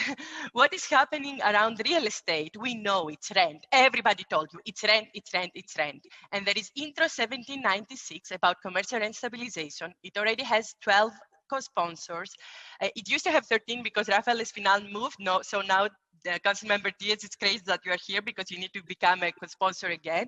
And we need to pass commercial rent stabilization because guess what? Art spaces are commercial tenants. And for the people that are being harassed in Crown Heights, they should be aware that there is a commercial tenant harassment legislation and that they can access commercial lease assistance and they can go against a landlord that has been harassing them. So I feel that it is very important in this moment of crisis that you pass progressive legislation and you enact progressive policies. So you heard from Ryan, community land trust work. So that's what you should be investing in right now, the city, the DCLA. That's what we need to be doing right now in this crisis. There's going to be a lot of real estate that is going to default, and it should not go to predatory investors. It should be taken by the city and reformed into community land trust and given to communities, artists, and others who need it. I believe we need universal solutions for issues like rent, healthcare, housing. These are things that are not artists alone. And then we need some things that should be only for artists and art communities.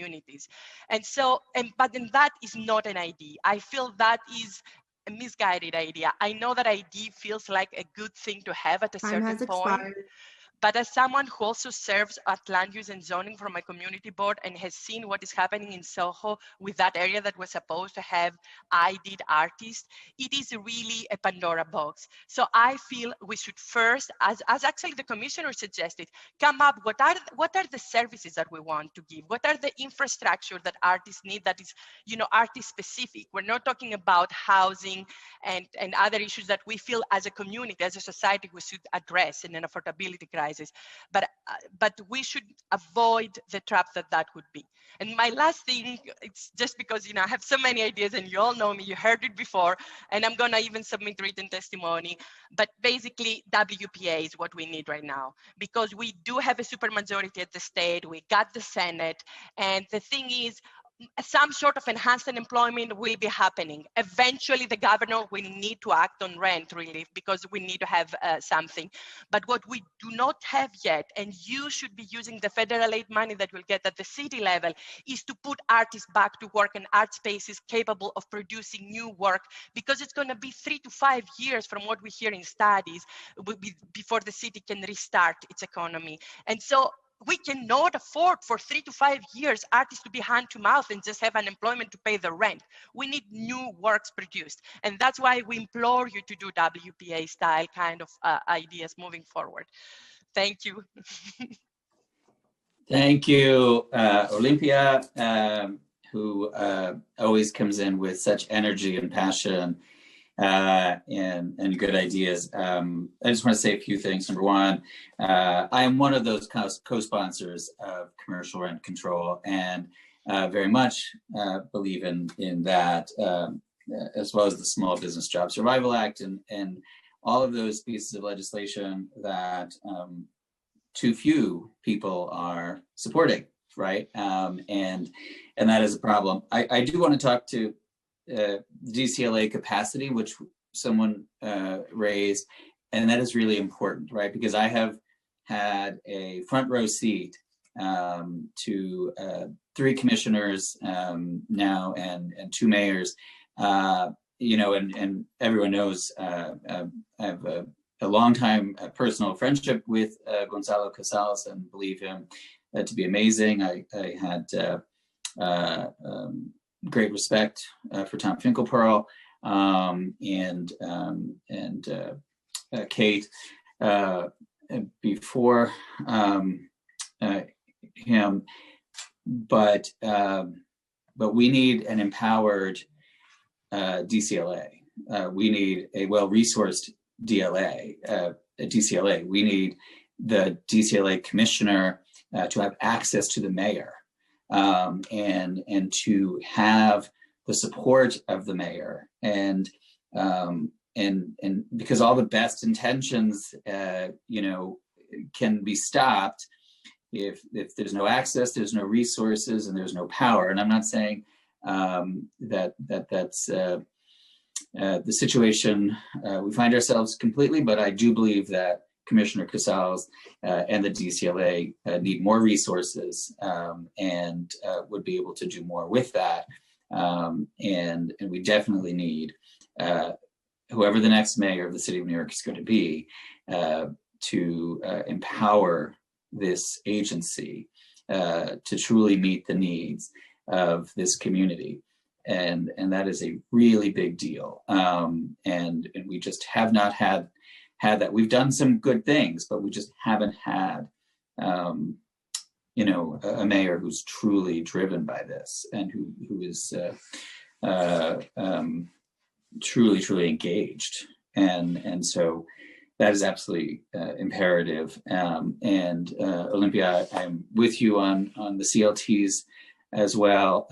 Again, like I said, you know, we are still in a place, which is crazy, that so many of these proposals are considered radical, and we have got to fundamentally shift where government is at and shift the balance of power, right, away from landlords and real estate, which is where everything is so centered still today. And that has horrific consequences for everyone here, but also millions and millions of people beyond this call. So thank you to all of you for being here today. I think the council will make a last call to see if we've missed anyone, if anyone else has yet to testify. But I think this was a good first discussion on the two pieces of legislation. And I get the urgency of the moment, trust me. I know that this is not a time for small and slow measures, but so much power rests in the governor's hands. As everyone here knows, with COVID, he has even more power than he ever did, right? There was a consolidation of power early in the pandemic, and as long as we still have emergency orders, the governor has even more outsized power. And obviously the mayor has a lot to say about these things as well. So, but we will keep fighting. So with that, let me just throw it back to the council and thank all of you for being in this fight.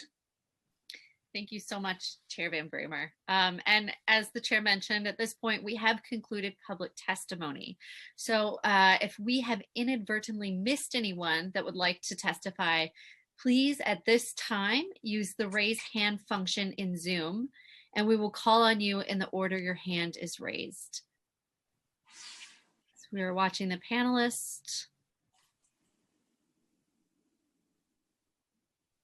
We are not seeing any hands. So one last call for anybody that we inadvertently missed.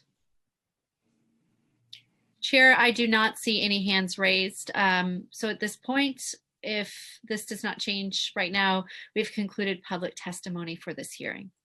Great, thank you very much, Brenda. You're always so thorough in that last portion, making sure that we have not missed anyone. And I do wish that it will happen soon enough that we resume these hearings at City Hall and we can actually see some of the folks on this call again in person.